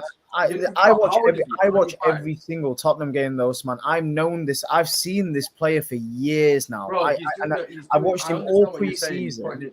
He's putting in more work rate, but that's just a new manager bounce thing, man. But listen, I genuinely don't believe that the statement that he made at the end of last season was just a PR stunt. You could see he was openly bothered and he was openly pissed at the situation in his career. This is a guy where you've just seen Jack Grealish go to Man City for 100 million. A couple of years ago, this was the guy that everyone said was going to be the next superstar. He had everything. He had literally the world at his feet. Changed his agent to a super agent, and that was the biggest mistake he made because he got over in his own head and then completely, flattered to deceive. But you can't. A player that did so much for a couple of seasons that had that much potential, you can't say that player's still not there. It's all down to confidence. Yeah, I understand that, but we've seen it with so much English players. A lot of them are overhyped as well, man. Look at Jack Wilshere. That guy said to West Ham, right? After he left Arsenal, I'm too good to be playing for West Ham. Now look at him. Man can't even get a club to train. For me, what Dele Alli did for Tottenham for them 2 to 3 seasons initially at Tottenham was more than a lot of English players have done. Absolutely. To look at his performances and his stats. I just think it's too early to judge. You're talking games against Real Madrid, Chelsea, Give me 3 these sort months of of teams work rate, and then I might change my mind. I think it's too early. I also just want to add less than 20 minutes left until the window closes. Obviously, this is a transfer deadline special. There's no transfers to talk about, so we're going to keep talking about the teams until the window closes. Obviously, we might finish a bit shorter time-wise because I don't think anything's going to happen. Kish, I'll pass it to you. I don't know. I'll turn my laptop off now because I just seem like nothing's going on. Kish, is there any updates on any transfers, so to speak? Not a huge amount, to be fair. Real Betis have just confirmed the signing of Bellerin now, 1-year loan deal. I can't believe he was linked to Real Madrid and Barca for years, and now it's gone down to Betis. Poor guy. Madness. Not poor guy. Yeah, it is what it is. Isn't it? I think they finesse him. It seems like Maitland-Niles is definitely staying. Definitely poor for him. But yeah, there's not a huge deal happening. I think a lot of the main deals are done now, to be fair. Well, we'll keep going for another 5 minutes. Obviously, see if something happens. Then, if not, we'll wrap it because I think we've done more than enough in terms of the time. But yeah, just to come back on Spurs, I think for me personally, whole Dele Alli thing, I think Dele Alli owes it to Spurs fan because the way he's dropped off a cliff is nothing short of embarrassing. Just to ask Kish, it is in the end of the day. Like this guy was, as you guys said, the star boy, so to speak, and then this is the problem, and it just gets to the head, and now he's not even doing the bare minimum, which is running. He's doing it now, and Kish is praising him. That's how bad his work ethic has been prior. Bro, listen, I think his performances haven't been as poor as what people are making out so far. Saying that so far, a lot because he's running a lot. No. Listen, that's just one thing that I mentioned. But I think his actual his play in centre midfield is only going to get better. Bearing in mind that he's played attacking midfield his whole career, and Nuno has requested or asked of him to play a completely different position to what he's been used to his entire career. It will take him time, but so far it looks like he's getting better and better game by game in that position. That's because your other option is Dembele or Skip. So Skip. Listen, Skip for me was what he was one of the best players in the Championship. I know it's the Championship, but he can only get better. Yeah, you got to respect the Championship, innit? Yeah, but you, Dan, former one of your players, Nathaniel Chalobah has gone to Fulham. From what? Yeah, I saw that earlier. He had a lot of potential in the past, didn't he? Yeah, now his brother's holding the mantle down. Yeah, that's it. His brother's doing the team. Look, it looks like everyone's tired, and let's be real, and everyone's knackered. It's been a long stream. Kojo's done about 3. Daniel's done about 3. I've done 3 hours here. It seems that nothing else is going to happen, so I'm just going to wrap it and quickly discuss Arsenal because it just makes my day, innit? So let's just get overriding thoughts. Daniel, I'm going to come to you. Maitland-Niles aside, do you think Arsenal should keep Arteta at the helm? What do you reckon? Keep him at the helm? No way in hell. No way, man. Fam, he's not good enough, man. He's out of his depth, clearly. There's nothing I can say that hasn't been echoed already. Yeah, man. Coaching is so key. it's such an underrated element of things. I mean, I was on a stream with Sonny earlier, and he was like, coaching is the most overrated thing, or the manager is the most overrated part of football. And I was looking at him like, are you serious, bro? Like, come on, man. Bro, it was like, it's the most overrated part of football. It's the players who do the work. Wow. Thinking, bro, what are you even saying? Like, I don't know where that was, but that guy, girl, just you need to get Sonny on, man. Sonny is hilarious, and there's logic. He honestly believes what he's saying, man. That's what makes it funny. But yes, coaching is what's letting Arsenal down. No one's saying Arsenal are going to be title challengers. No one's saying Arsenal are going to win the league, the Champions League. But Arsenal are definitely better than what they're showing right now. And they have the players to be better than what they're showing right now. And that's down to the coach. Of course, they aren't run the greatest. The Cronkies aren't the greatest club in the world. But as we've seen, you don't have to like your owners to be performing on the pitch. And that's what it comes down to. And Arteta isn't getting a tune out. I could say easily 50% of the squad aren't playing for this guy anymore. Like they couldn't give a toss. Oh yeah, but that should have been out.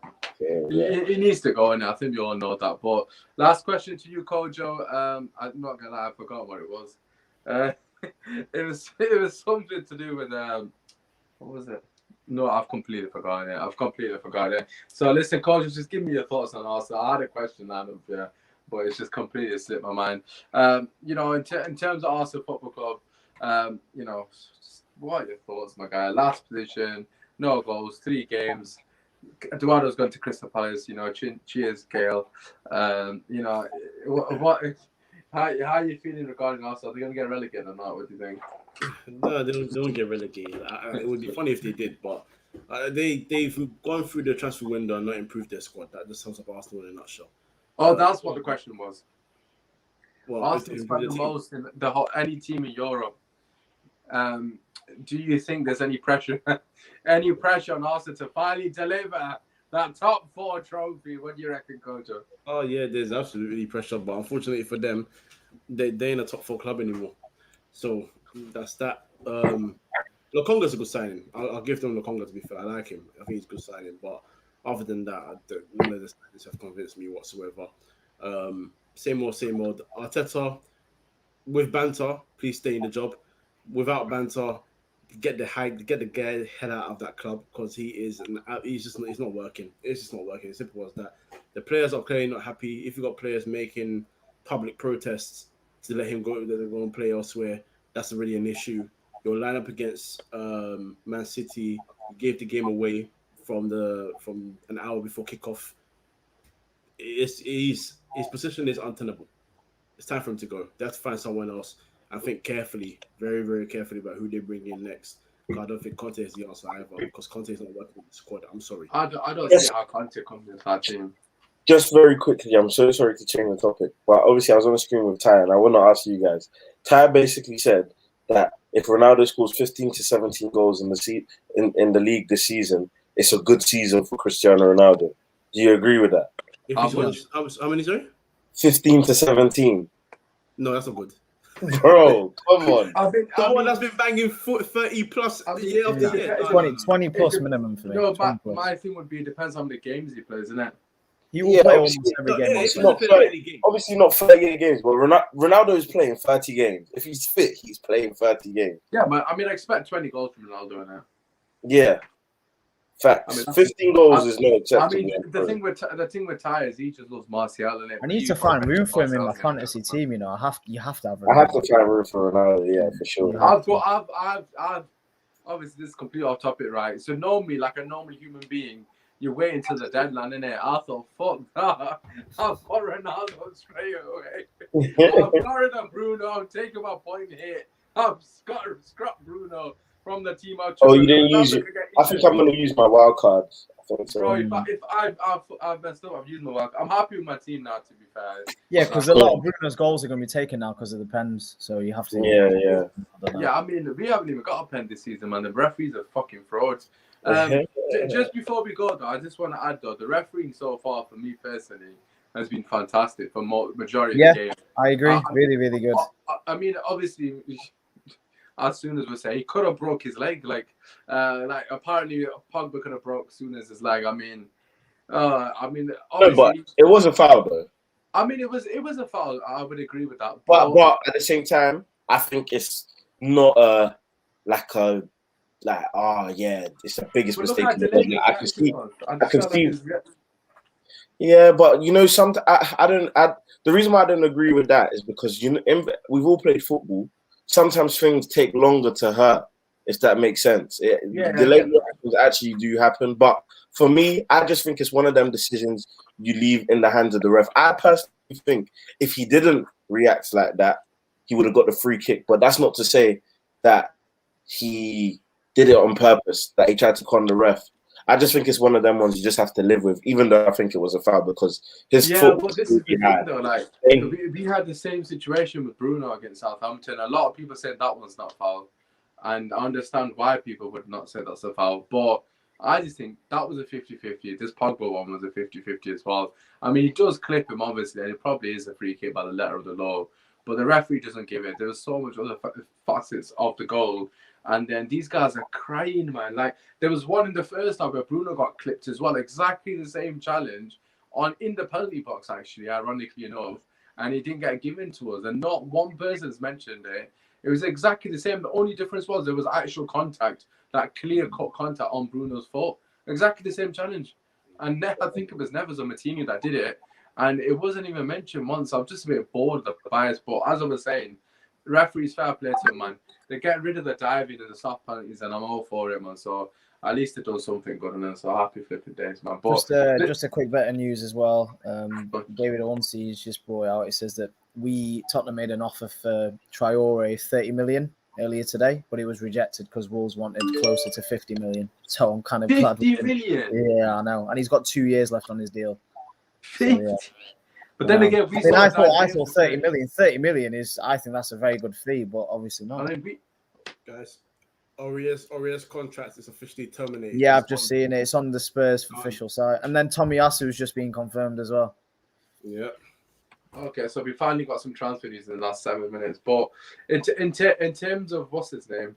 Traore, Man United sold Dan James for 30 million. So for me personally, the fact that we've doubled his fee is outrageous business from us. We never get any good money back. So I'm happy that obviously that's happened. But just last overriding thoughts, because there's only 8 minutes left of the window, so you might as well just write it out, so to speak. I'm just gonna go around and ask everyone regarding your windows, like obviously rate out of 10, that kind of thing. Daniel, we'll start with you first, my guy.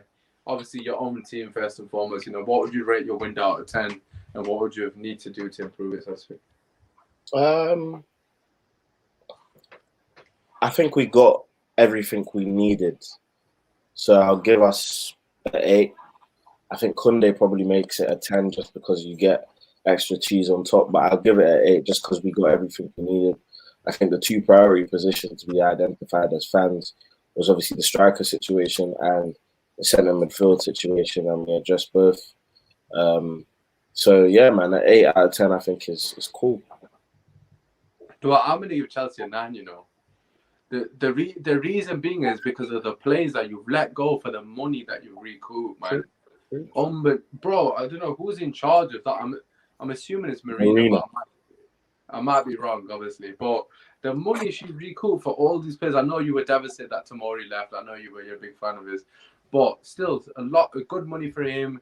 Obviously, Abraham's gone for 40 million. He's had a good start at Roma, so obviously, you know, hopefully it goes well for him, so to speak. And also, you got a buyback clause on him as well for 55 million, which if he does turn you up like Lukaku did, you can get him back on the cheap. So that was brilliant business. I think Chelsea have just been fantastic. So a 9 for me. Kish, for your team, what are you giving it out of 10? I'm going to give it a 5 out of 10. Look, a lot for the future, but for right now, I simply just don't think we should. No, Kish, how can you give your window a 5 out of 10 and then expect your team to win a trophy this season? Exactly. I was going to ask him the same question. That's mad. Yeah, no. The reason why I say that we should still win a trophy this season, you keep £150 million striker, you best believe you have to go for a trophy. Sorry, you can't go all window, putting my guy in a slave trade in prison, and then not ask for a trophy.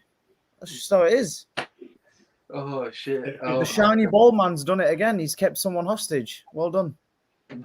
Man said, "No, yo, flipping out strong words." 5. I mean, I think that's a bit harsh, man. We've signed one player that will make the first team, Romero. I'm gonna give it 7. I think you should play Brian Hill instead of Bergwijn. I don't know why Bergwijn's still getting consistent minutes, but honestly, I mean, you got rid of Lamela, bro. Kish, you got rid of Lamela, Aurier, Alderweireld. Lamella's got more goals in 3 games for Sevilla than he did in 2 seasons for Tottenham. Do you want to laugh? Do you want to laugh harder at that? Do you want literally? I mean, more about these Panenka goals. I mean, you got rid of a lot of dead wood, man. I mean, I personally think you're being a bit harsh, man. I mean, obviously, you needed more people to come in and make a contribution in the other, part of the pitch, so to speak. But I think you're just gonna have to wait, man. You're just gonna have to fucking wait. We were told we were gonna have a busy window, but I'll give you a 6. I think 6 is fair, man, because I think you've got rid of quite a lot of good players. Kojo, we'll ask you regarding Man United. Obviously, obviously we haven't got a CDM. It's quite evident with 5 minutes left on the clock. We're not going to get. I mean, even in midfielder. So McFred will start the season. What's your rating for Man United? Told you, bro. Let's remove that name from life, man. I'll give United an 8. Varane is a top signing. Ronaldo is Ronaldo. There's nothing much to say there. Sancho, a year late, but we got him. Another good player as well. Is there no one else we signed? Tom Heaton. So, no, other than that, defensive midfielder, central midfielder, I just feel like we needed one more addition in that midfield. I'm very pissed that Chelsea have Sal and we don't, but it is what it is, man. 8, I think 8 is fair. We've added quality, but we feel like one area is still not addressed properly. So until that area is addressed, I'll give it 8. But if the season goes well, the number will improve. But right now, 8 out of 10 for my 8 for me is fine. Yeah. Listen, I like that sentiment. Definitely an 8 without a shadow of a doubt. Obviously, the 10 would have been the DM/midfielder. Look, it is what it is. As Daniel said in that beautiful monologue, which I will clip at some point. Absolutely no excuse for Manchester United. I mean, we could see and go through all the teams. Liverpool, I mean, that's probably a 2 out of 10. Just very quickly, 2 out of 10, maybe 3 out of 10, whatever you want to call it. They've not really brought anyone in. And Arsenal have won the window like they do every year, and they've won the kit war as well. So they've got those Twitter points already ready for the season to start. So fair play to Arsenal. You're already at top of the Twitter table. Shout out to you guys. You guys need to be doing business. But anyways, we're going to wrap it there. It doesn't look like anything else is going to happen. Just want to say a massive thank you to all our guests. Obviously, everyone that's tuned in, that kind of thing. Make sure you drop a like, subscribe to the channel. Everyone's socials are down below. Before we go, over to you, Kish, Ramon, and let the people know where they can find you, my guy. On socials at Kishindu, on Twitter, Instagram, and then on First XI every Wednesday on the 10 p.m. podcast as well. And then, of course, every Monday, Usman Talks United as well. You'll love to see it, Kojo. Let the people know where they can find you, my guy. Yes, Mondays and Wednesdays, Usman Talks United. Once a month or so, talking tactics on Never a Foul. And of course, Free Midfield podcast on YouTube, Free Midfield on all your audios, your socials. That includes TikTok. So there you go, Free Midfield. There you go. And last but not least, Daniel, let people know where they can find you, my guy. Aswell TV, Daniel Banerjee, same old. You already know. You can also find him having chill time with Paula Radcliffe. Do you know what? Someone actually messaged me. A couple of people messaged me and said that Paula Radcliffe is up, and I had to do some research. So, it was a bit tight. It was a bit tight. Yeah, okay, that's the story for another day. Another day. The goat, still, but it is where it is. Listen, just to say a massive thank you. Obviously, as always, make sure you check out everyone's socials down below. My socials are there if you want to follow. Good. I mean, I'm just knackered. I'm not going to lie. It is where it is. Obviously, Kojo's got a show tomorrow at 8 o'clock. We've got a very good panel for you guys. We're going to be analysing the Liverpool v Chelsea game and, in particular, Varane's performance and the Man United game. But anyways, it's been your boys, man. Thank you, everyone, for that tuning in. Peace. See you guys.